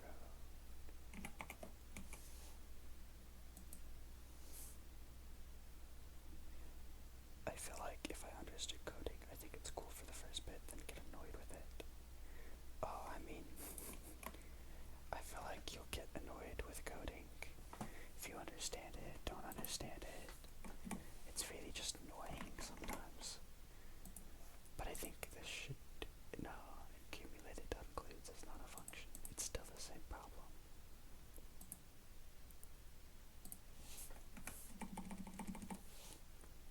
Look at this.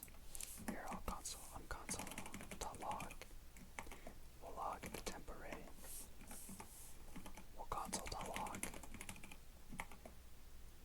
data 0, which is what we're pushing to the array. And then we'll console.log the temp array. And then we'll return the temp array. Watch, this is goofy. Because now when we run it, it doesn't magically work now that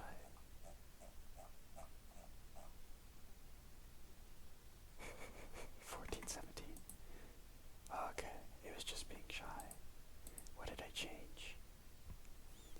I think the problem might be that I was doing it on the same line, potentially. Accumulated.push return. Accumulated. Is that gonna work as well? I really hope so. Yeah, okay. For some reason, me doing it on the same, I guess it's a scope thing. Oh, it's probably turning it into a callback parameter. That actually makes sense.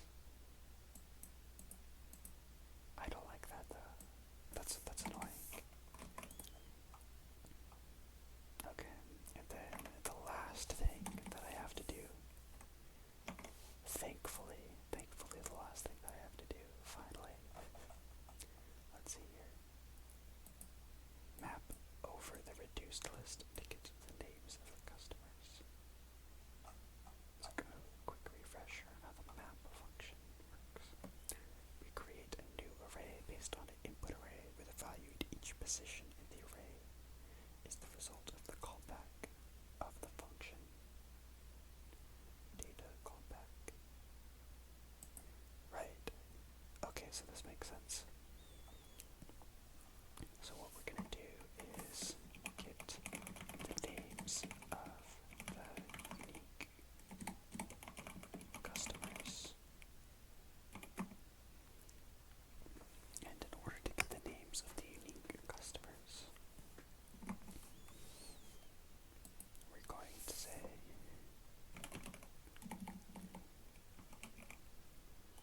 customer names equals map, and the data is going to be the unique customers, and the callback is going to be a function that takes the data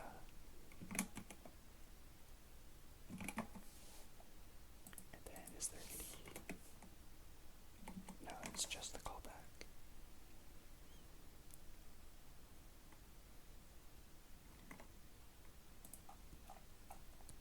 And then right here, let's go ahead and check if we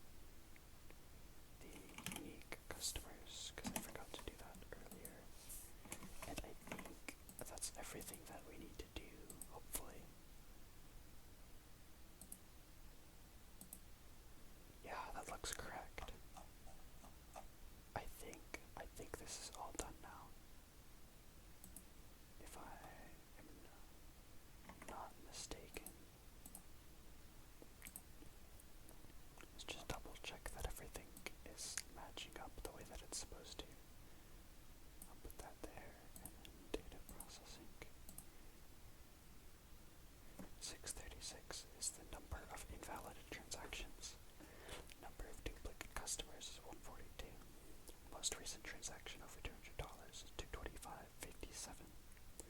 The number of small transactions is 1150. That's right, I forgot. The number of medium and large transactions are somehow incorrect. Both. Oh, one is over, one is lower. Okay, I think I know what I've done. If I had to take a guess, this is bigger than or equal to, probably, and this is smaller than. I think that's probably where that is incorrect. Oop, let's go back to here,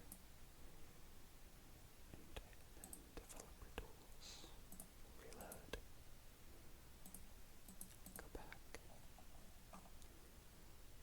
23228315. Yep, it's just a greater than and equal to versus greater than problem. Transactions over $200.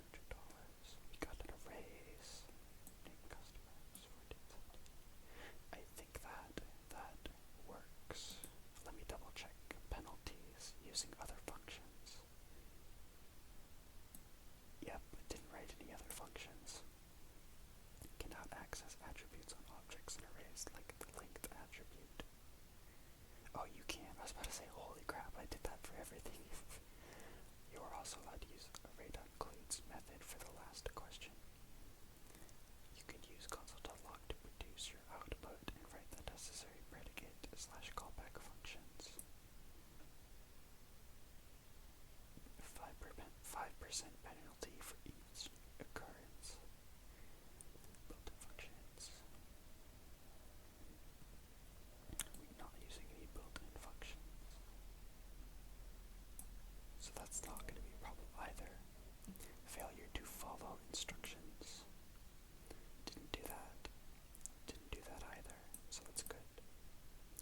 Good performance. Your solutions have optimal performances. For example, it is possible to determine the answer to question 4 by calling your filter function 3 times. Question 4 3 times. However, using reduce, you'll only need to call reduce 1 time. So question 4, I think I did do with reduce. Let's make sure though. So this is question 1. Question 2. Question 3. Question 4. Oh, so we do this by filtering.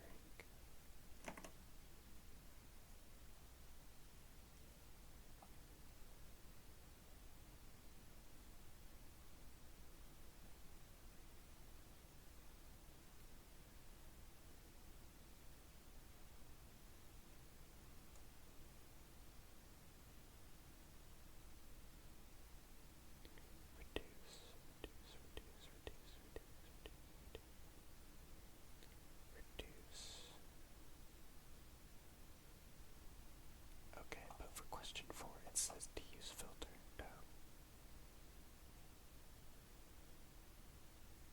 Reduce. Okay, yeah, so I did that non-optimally here. I think how this wants us to do it is we're gonna say transaction amounts equals, and we'll have it be an array with all the values equal to 0.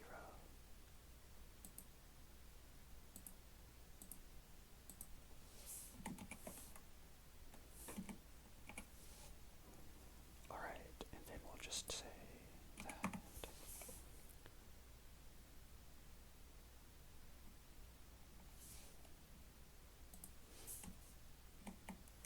initial amounts,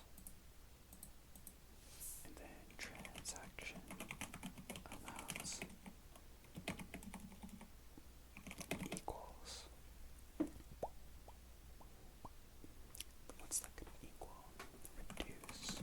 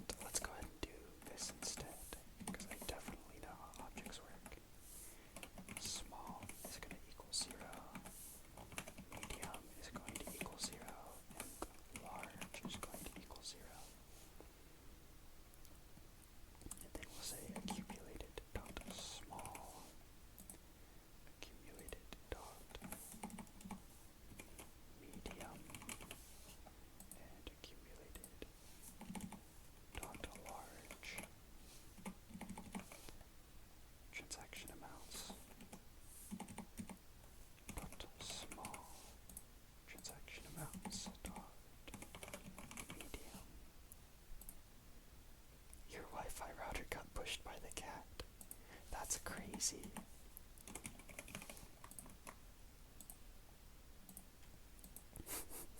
Well, welcome back, Dr. Tim. It's good to have you. I think undefined. Why is it undefined? Oh no. Let's console.log our transaction amounts. It should not be undefined. It's not very good. NaN and not a number.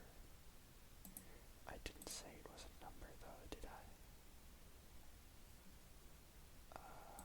Transaction amounts dot small. Oh wait. Initial amounts, that's gonna fix everything. Well, I just forgot, like, the most important part somehow. Undefined still though. Oh no, that's tragic. Console.log transaction amounts. I guess we'll go back to randomly text. She thought it was like a mouse or something. Maybe it's a sign from God that you've had too much internet for today. Not a number. It's not supposed to be a number. Objects, JavaScript.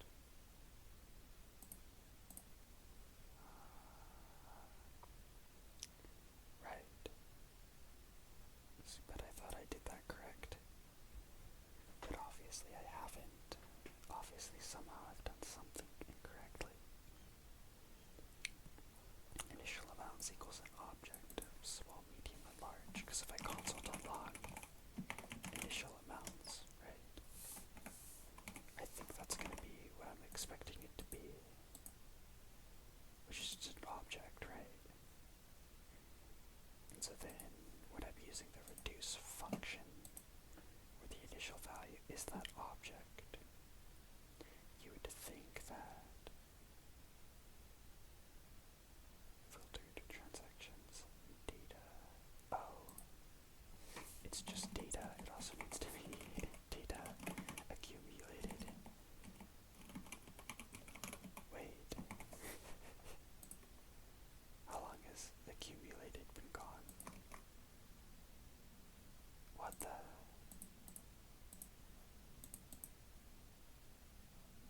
It's still not working though. What? Half an hour you've been doing schoolwork. Dr. Tim, that's wild. You have me beat by about 1,000,000,000%. Schoolwork is screen time for me, so kind of rough, I guess.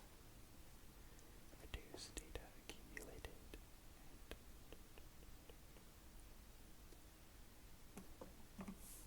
Console.log accumulated.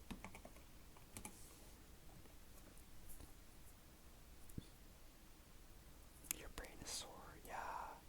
At least it's easy though. Like, that's what you said, right? It's kind of easy. Additional amount, and then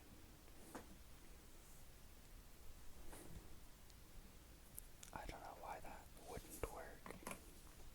Obviously it doesn't though.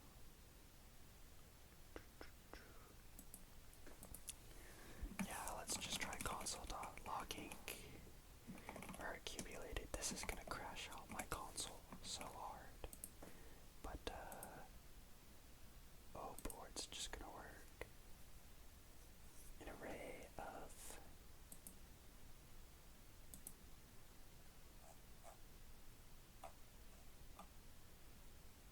why is accumulated equal to that? It's not right. Hello. Initial amounts, which is equal to this. That's what it should be equal to.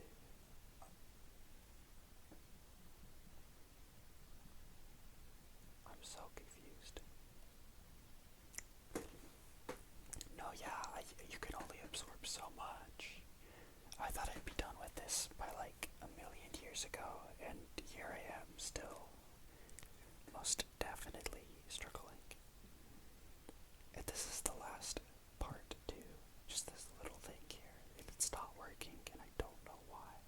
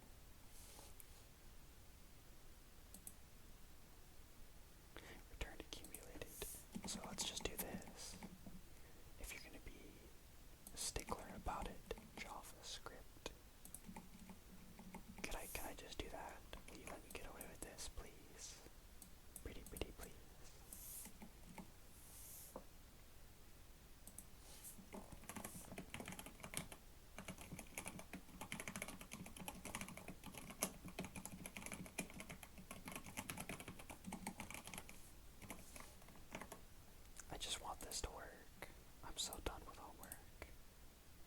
Hey, there it is. 2215.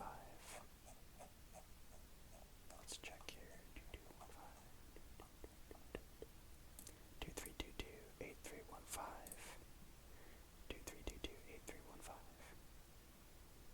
Yeah, my console output is now correctly matching up, which means that I am donezo's, which is good, because I'm mentally, I'm a little done as well. Let's see. Let me just go through the final bits here. 1 to 10% penalty if there's issues with your code quality depending on severity. Poor variable names, improper indentation, redundant or unnecessarily repeated code, useless comments or commented out code. I don't think I definitely do have some of that.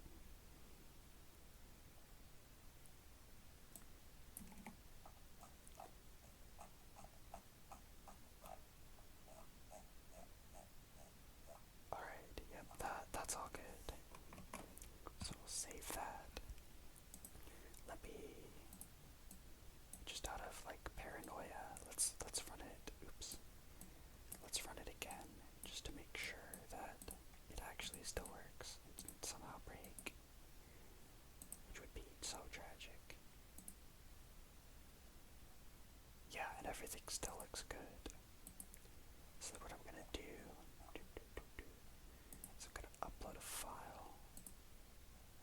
Choose a file to upload. I think I can actually I can be slick about it, right? No, you're not gonna let me do that. Oh, but that would be so cool. Okay, fine. I'll upload. Let's go to my dev drive. School. CS2410. Assignment 1, and we're putting in the solution. .javascript. I'm going to shrink this down so I can make sure that I'm actually spitting the right thing.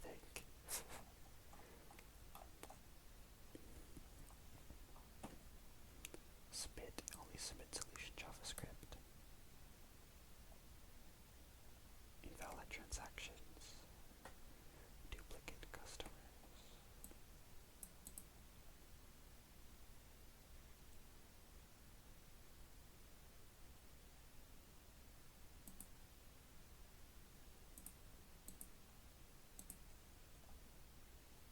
Alright, we'll go ahead and submit that. And just to be careful, it's normally a good idea to go to your submission history and download it. And it's definitely not executable. We'll just put that here. Yeah, it looks like it's there. Got the code. Perfect. We'll call that quits then. So I'm done with coding homework. What time is it? 11:14. Interesting. So I could maybe do something else until 12. It has already been a 3-hour stream though. I don't know, Dodger Dim, I'll let you choose. What should I do?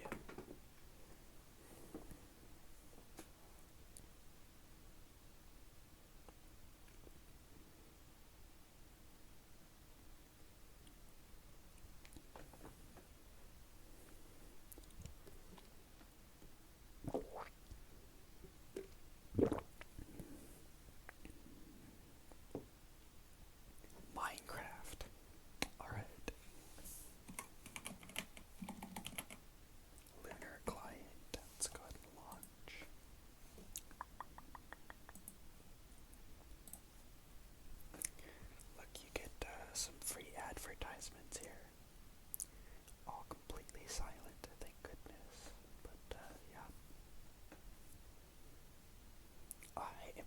be right back. I'm gonna go chug a whole bunch of water, change the stream title, and get some food. So give me like 2 minutes here. I'll go ahead and open up Notepad here.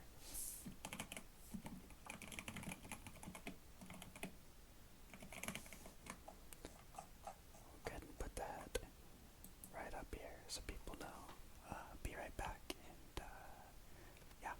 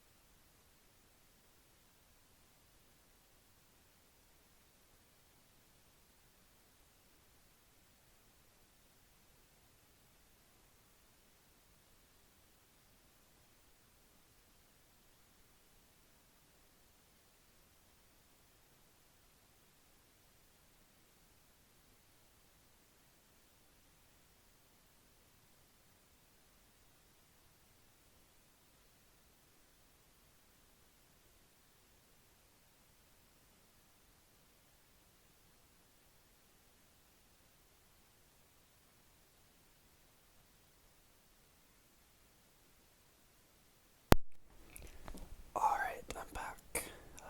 Let me just change my tags really quick. Go to Minecraft Java Edition, Minecraft SMP. That should I wonder if there's a Minecraft ASMR tag. There is. We'll go ahead and put that. And then we'll change the title to Late Night Minecraft Stream. Late Night ASMR, probably be more specific, Minecraft Stream. The background static is okay, so there's two contributing factors to that. Dodger Dim. The first is my PC. It struggles slightly with both Minecraft Open and also the what you call it, OBS. So you can hear. I'll move my mic closer.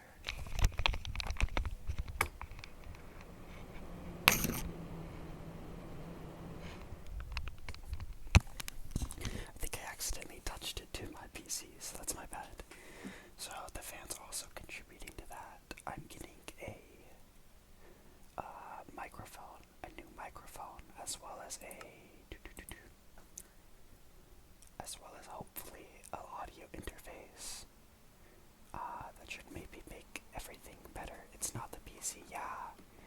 also the mic.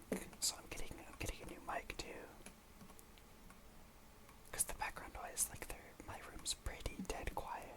Besides the fan, it just wants to make noise. I don't know why.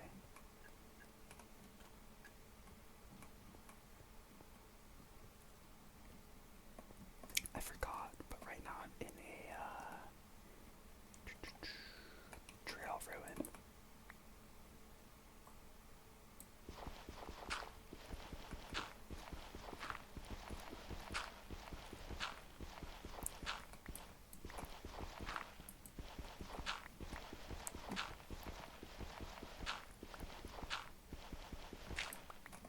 But I'll show you here. Oop, probably get rid of that. Don't save it. If I could pull this over. Sources. My mic aux. Properties. Oop, that is definitely not right. Filters, here we go. So these are my audio settings here. I have a compressor, and this is just to add some gain to the audio, so it's a bit louder, otherwise it's kind of quiet. There's a decent attack, and a longer release, just because I feel like my voice is a little bit, like I click with my tongue almost, a lot. The threshold is negative 25 decibels, which is honestly pretty quiet. And then I have a limiter as well, with a threshold at negative 3 decibels. If I lower it anymore, it doesn't really pick up my voice. What I really need to do is I think I need a pop filter. I tried cutting out just a piece of foam and putting it on my mic to see if that would help, and it didn't do too much. I could try putting the piece of foam back on, and you could let me know if it's working better or not, though.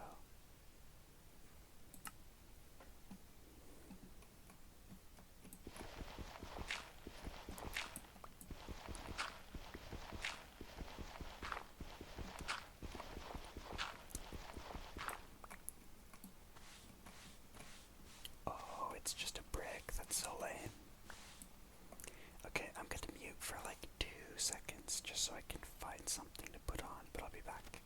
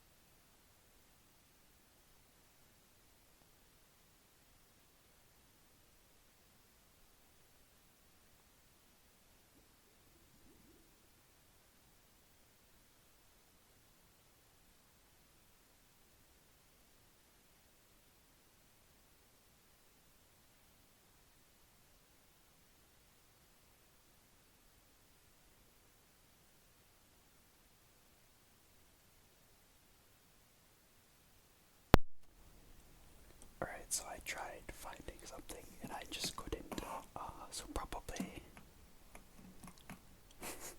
just gonna hold off on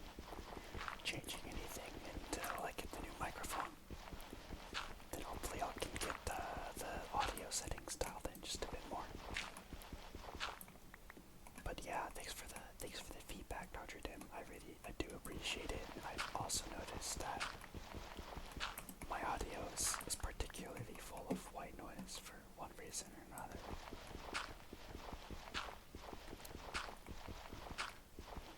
I also grabbed some like juice, like some sweet candy to chew on if you wanted me to try out mouth sounds.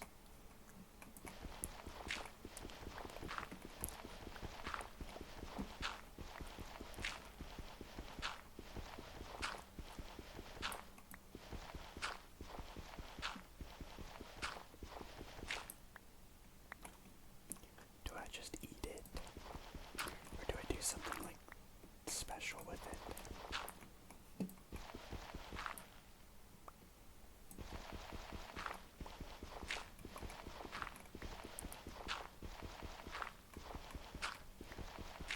I'll just go for it. I think the one that I'm putting in my mouth right now is a strawberry haiju.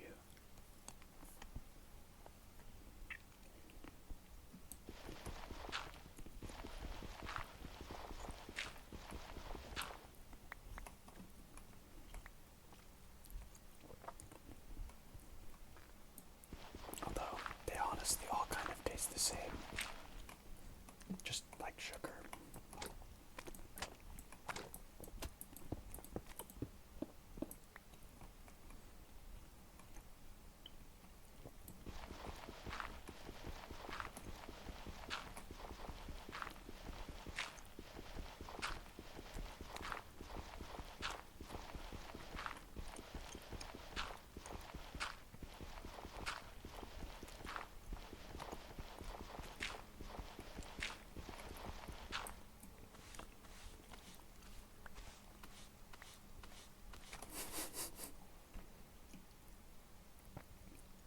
All of that for a wooden hoe. That's insane. Oh, didn't realize, but my inventory is full. You gotta empty it so I can pick up the wooden hoe.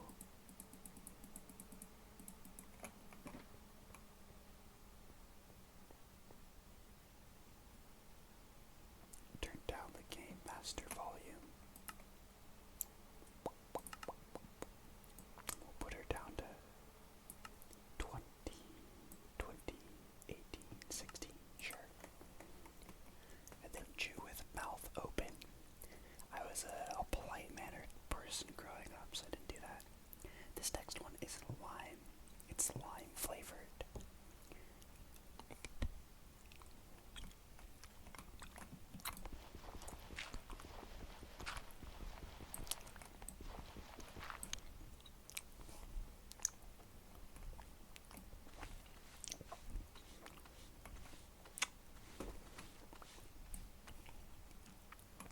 We also got yellow dye.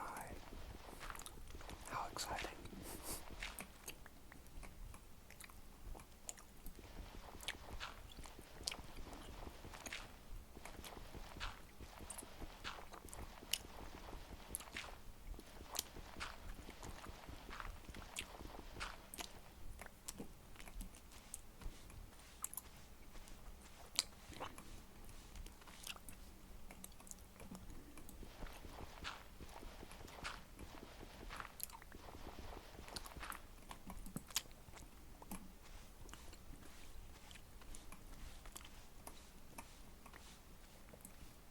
I think I liked the lime a little better.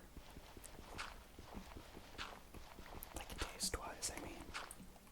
I don't know about like sound quality, but taste-wise, the lime is definitely on top. That's good, Dodger Dim. I'm glad you enjoyed that. I have 4 more haijus, so I can have those now or later. It's your call.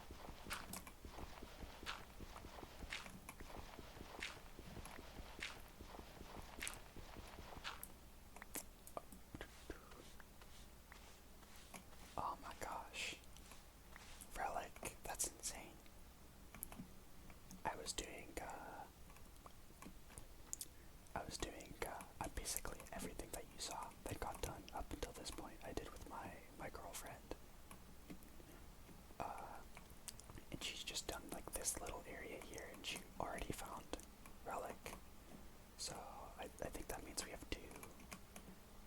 which is really great, because that's kind of the whole point of Trail Chambers for me is Relic, and we still have like 4 rooms to go through, so it's really good.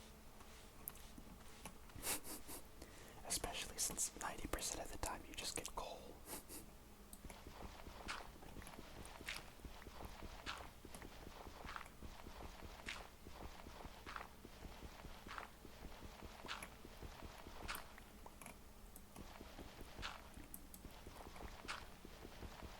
Oh, that's not very good at all. Let's go ahead and take a peek. Right. We got a lot going on up here.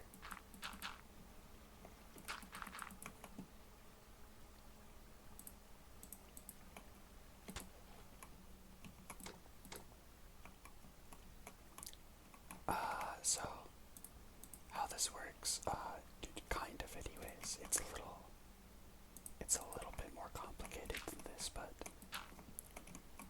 this is called Trail Ruin, and it's a new feature of the Trails and Tales update is what it's called. And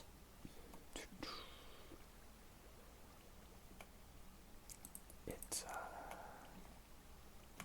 trying to think of the best way to explain it. I have no clue where the blocks that I just had were.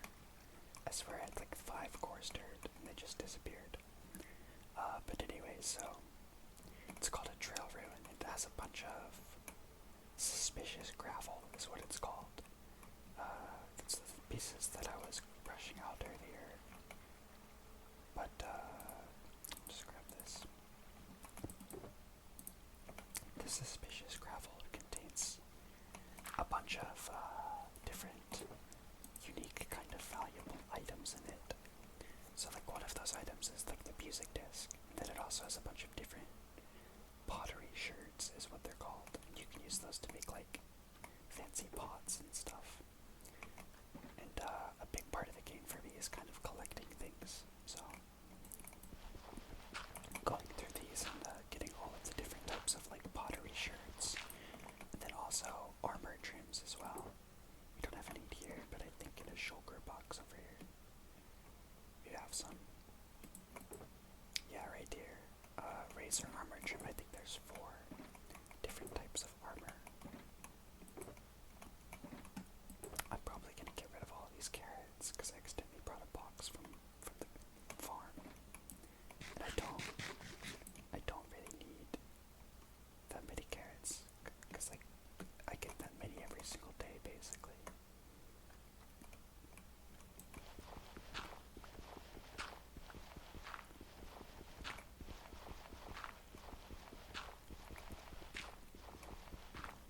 Yeah, but you gotta be careful because the suspicious gravel, which is what you brush to get the items, this stuff right here, it's really fragile. Normally it doesn't look like this. I can show you. I have it's called glowing ores, but it highlights them. Normally they kind of blend in a lot more.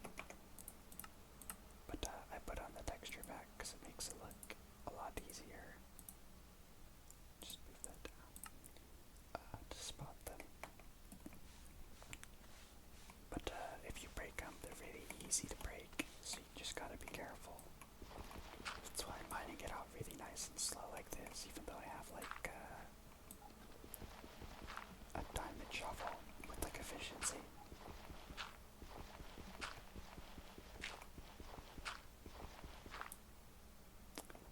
Not on this world, no.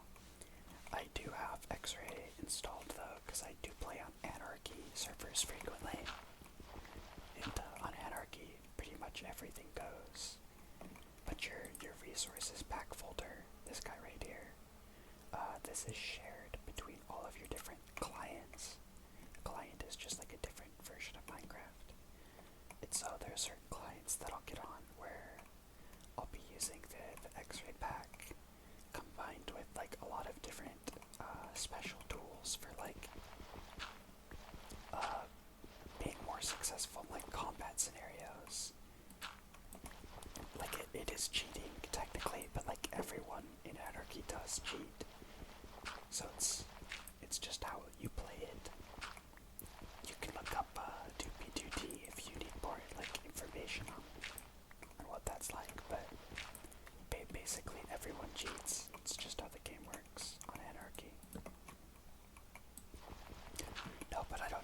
use X-ray on this world.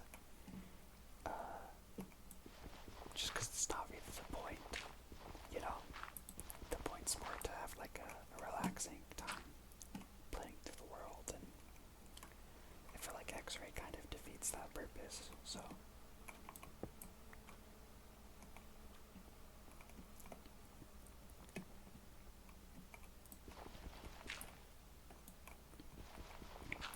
I think this is like the staircase to go up. Oh, white die. It's pretty boring.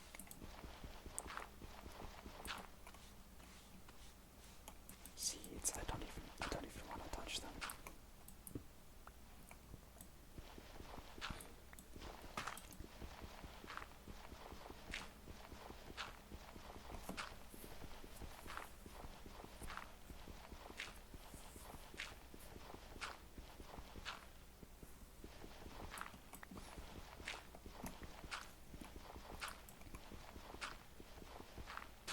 Oh, see, so I just broke one there.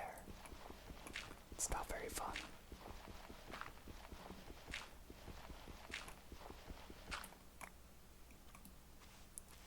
I haven't found anything else. Oh, excuse me, I did find a music disc, Daddy Raps. Daddy Raps, did you get your statistic homework done? You gotta get on that.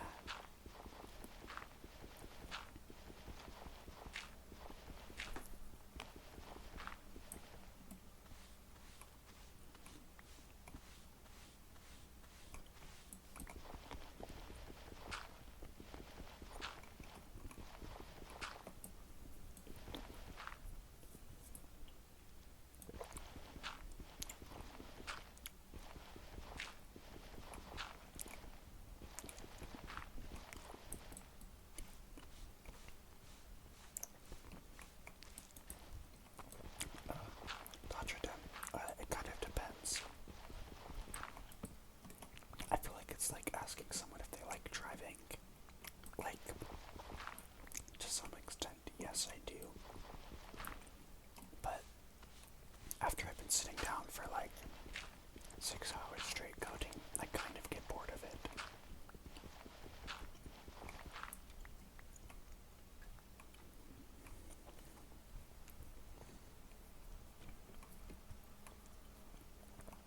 Well, it's good that you finished Natty Praps, and it's also good that you fall asleep.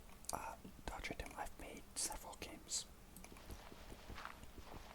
Assuming you mean like video games.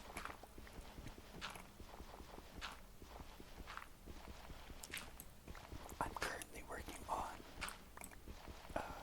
a like sort of passion project video game right now. I've been working on it for like 2 years.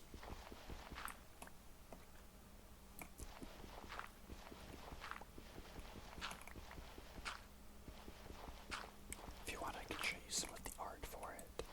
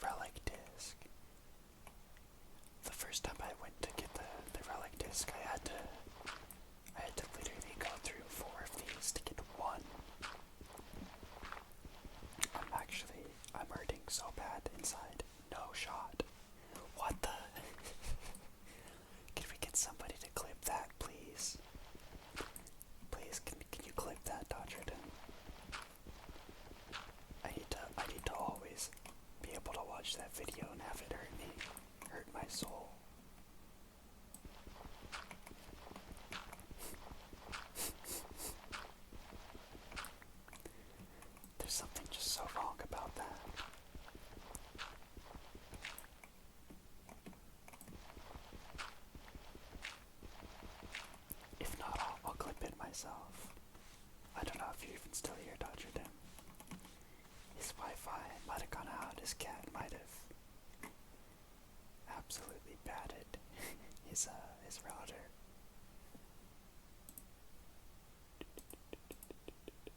He clipped it. Dodger Dim, you're the goat.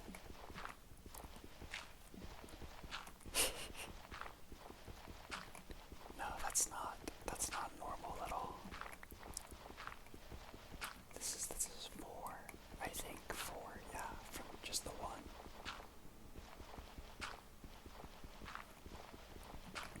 That's great. I can't wait to get home and add it to the collection.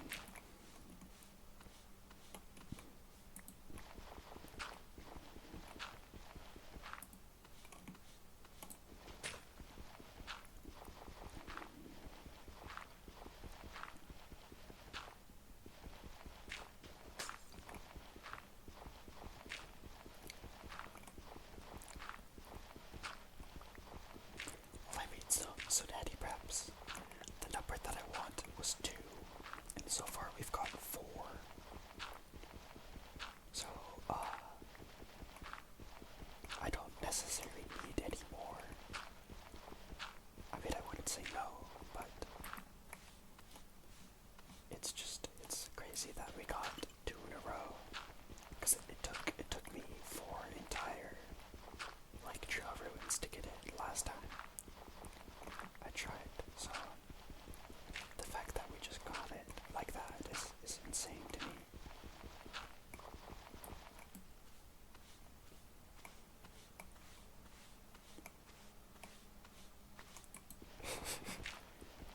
Natty Preps, I hope you sleep well. And I hope I don't randomly cough or sneeze and wake you up.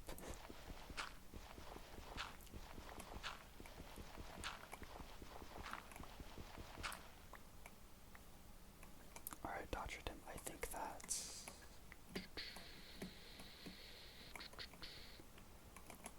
we might be about done. Let's see here. Yeah, I think I just have like 1 or 2 more rows down here, and then that's it.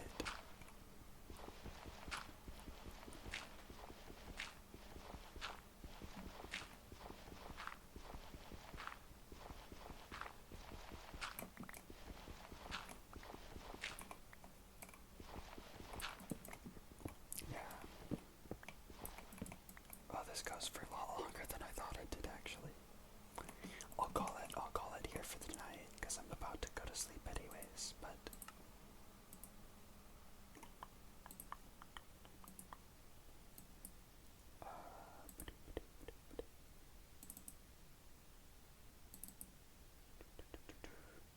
yeah, so this is the project here. Here are the properties of it. Just to give you an idea of like the scale of it. We're at 19.9 gigabytes. And it contains 39,683 files and 5,093 folders. Dr. Tim, I just said I was quitting on the drill runes for tonight. I was just gonna show you this real quick, then call it a night, go to bed. But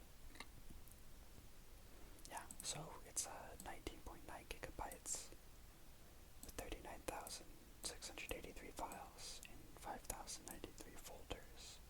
It's the size of the project.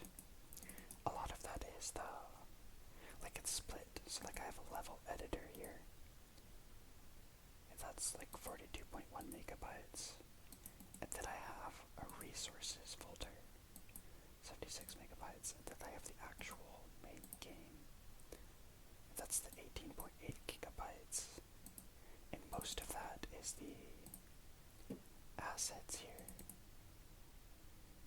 Oh, I accidentally clicked on the wrong thing. Yeah, most of that's the assets. What do you do with the clip after? I think you just like post it. I don't know, that's a great question, but I think you just post it and then like it shows up on the channel. I don't know, I was gonna clip it, but like I should just be able to like go to videos and then I think customize layout, clip. featured clips. I don't have any yet though. I don't really know. I'll just leave that open for now. No, but I have probably the graphics are the most interesting thing to look at. But there's a bunch of different stuff here. W Dodger Tim. That's absolute W. But I have either texture, spreadsheet, tile sheet, or spreadsheet objects. You can click on a folder. Which would you like, Dodger Tim? I would recommend one of these two is probably the most interesting.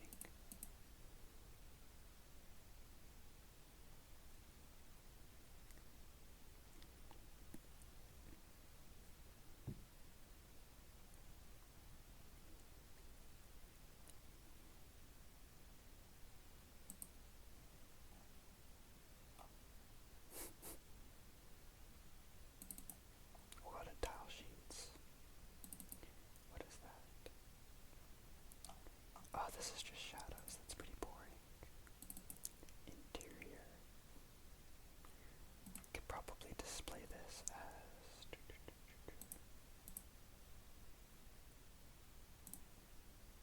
we'll open up Asprade.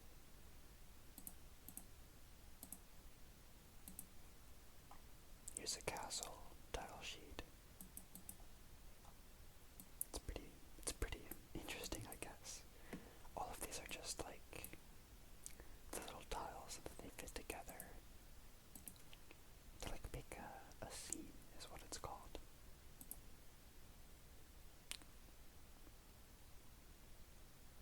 Skip.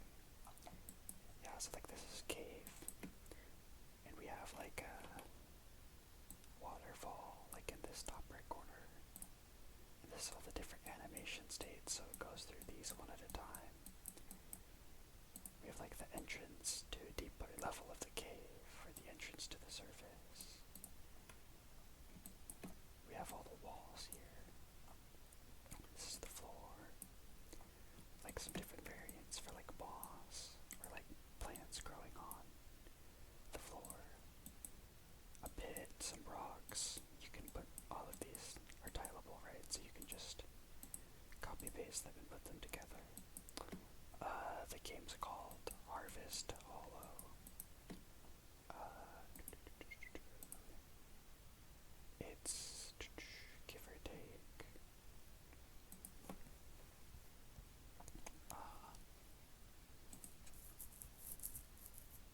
I think I explained it in my GitHub repository pretty decently well. This will also completely dox me, but that's okay.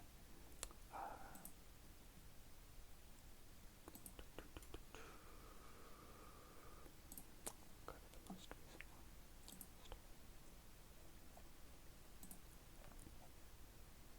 Yeah. This is kind of the basic summary of stuff. I don't know why that's unidentified. I'll figure that out in a second.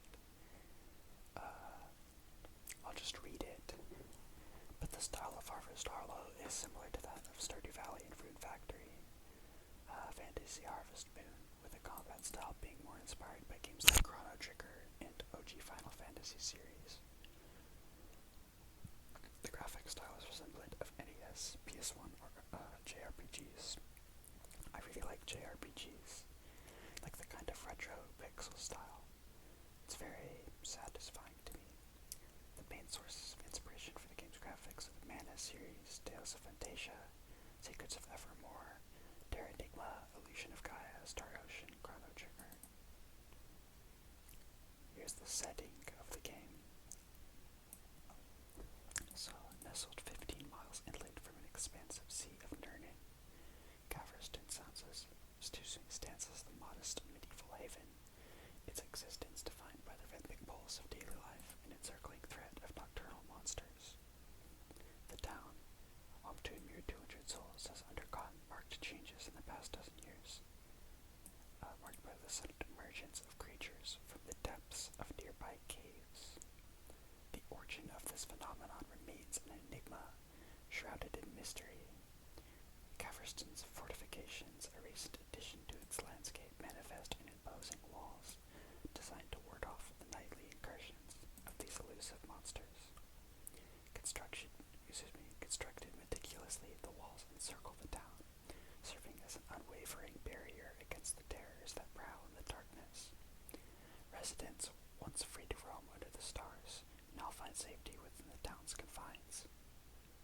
Their daily activities governed by the ebb and flow of daylight. To the north, the town's silhouette is dominated by the formidable presence of a castle, a stoic guardian that overlooks the landscape.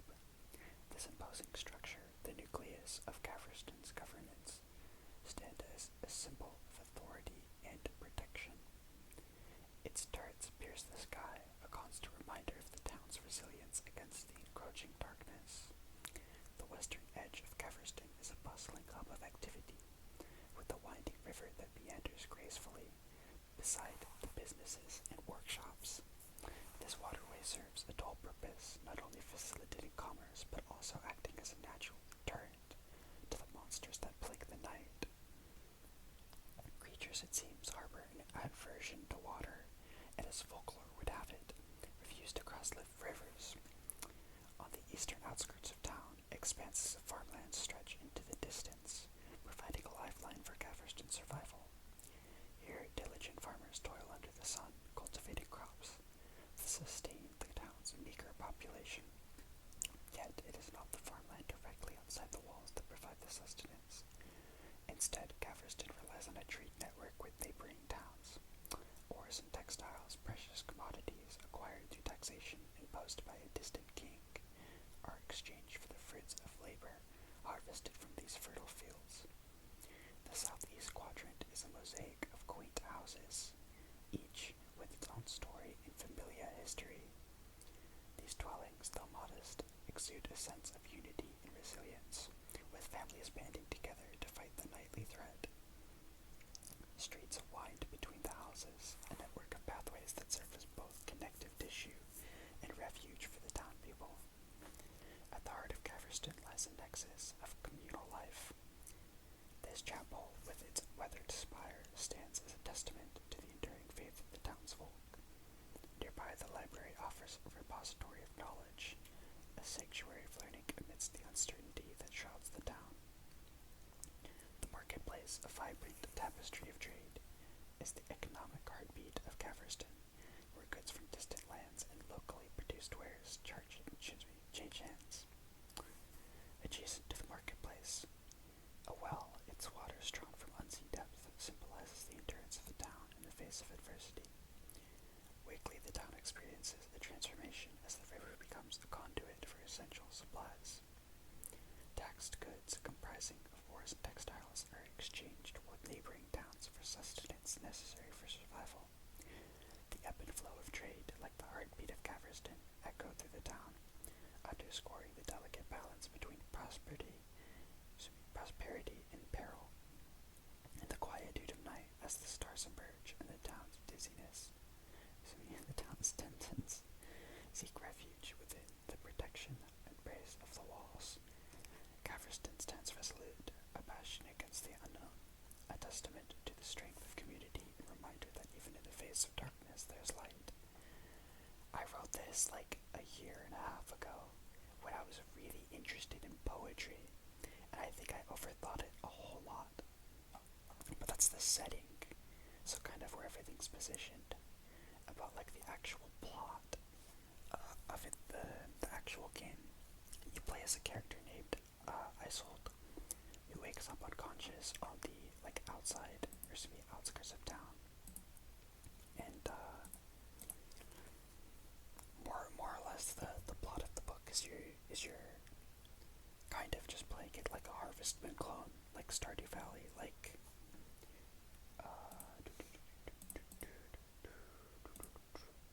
it's Explosion, so just the same as like basically everything else. You could look up either of those though, and it'll take you to my GitHub account. But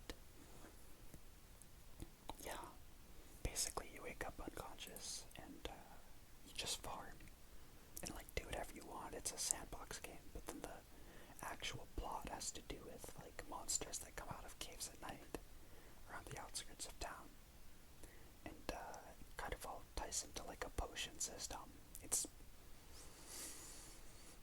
I don't know how I'd necessarily explain it best, but different crystals contain different types of energy that can kind of mesh together in the caves to like change the like microbiology of the monsters and have them inherit.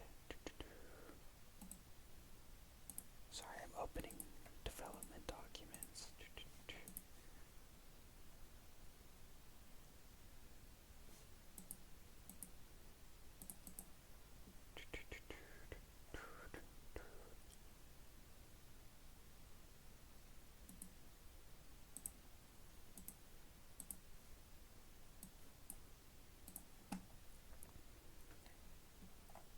I mean, eventually Dodger Dem, but it's gonna take a bit.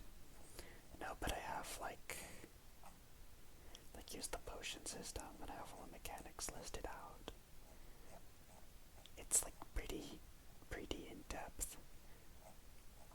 You can see all the different potion types, what they're made of. You have the alchemy reagents and the ores, and so the reagents you dissolve in like the special cave water to produce particular properties through like potions. So then like here you can see that there's like a graph here where if you mix a monster eye with emberstone, which is the one type of stone, then you'll get infernal gaze. And the infernal gaze, if we go down somewhere down here, I promise it exists. Infernal gaze, brewed by combining emberstone and monster eye, the infernal gaze elixir provides a unique combination of fire and perception enhancing effects. Fiery vision. The drinker gains temporary enhanced vision, allowing them to see through the darkness and detect hidden elements or creatures. Blazing focus. The heightens the drinker's focus on concentration, improving accuracy and critical hit chances in combat. And ephemeral flames. The monster's eye essence infuses emberstone's fire, creating an ethereal flame effect around the drinker that intimidates enemies and potentially causes fear. It's like all those different mechanics that work together to like produce certain effects that work for stuff. I don't know. And then the world, we kind of already went over that, but then there's like all the historic sources, like for the specific to the time zone of like when this takes place, quote unquote, like 15th century medieval town is kind of what it's based off of. So a lot of like the design of like, you know, how much of this should be farmlands, what should the job occupations be, especially when we're talking about like a town that's so heavily like reliant on trade. That's one of the big reasons actually that I decided to kind of factor that into the story, that a lot of the like stuff in the world comes from trading, is that in a like realistic 15th century like medieval town, which I kind of wanted this to be modeled after, the amount of farmland like in comparison to like everyone else is like absolutely insane. I literally just looked up Grumpy Cat Beanie. That's all that I did. And then I just clicked on like the second one, and it's definitely copyrighted, but I don't care at all.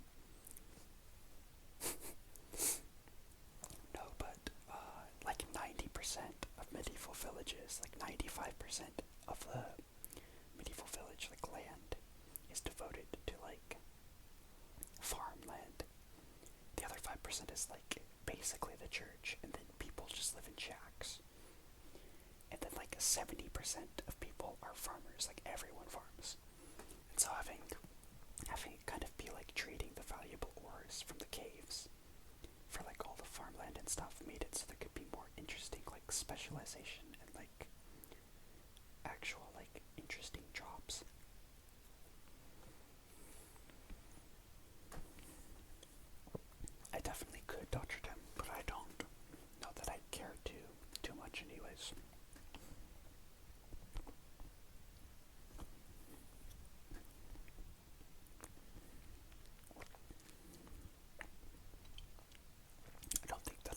this document even started. Yeah, no.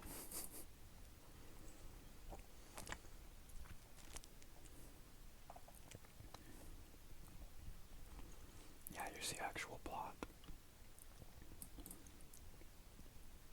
Yeah, I assault Joseph outside the wall, unconscious, yeah.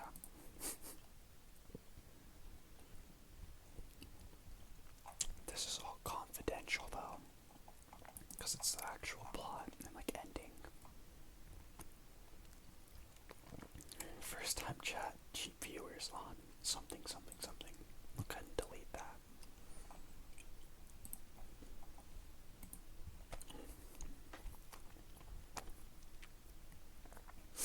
Yeah, I didn't ever end up using this coding design document because I just made a new one that used whatchamacallit. I can't think. That just used like .md files, like for coding. I don't know. Oh, and then there's a list of a whole bunch of characters too. Where, yeah, that's what I was talking about, where I divided it out in between like town occupations. It is 12, dude. I need to go to sleep too. You're spitting facts though, Dodger Dim. I'm gonna end the stream here then, probably.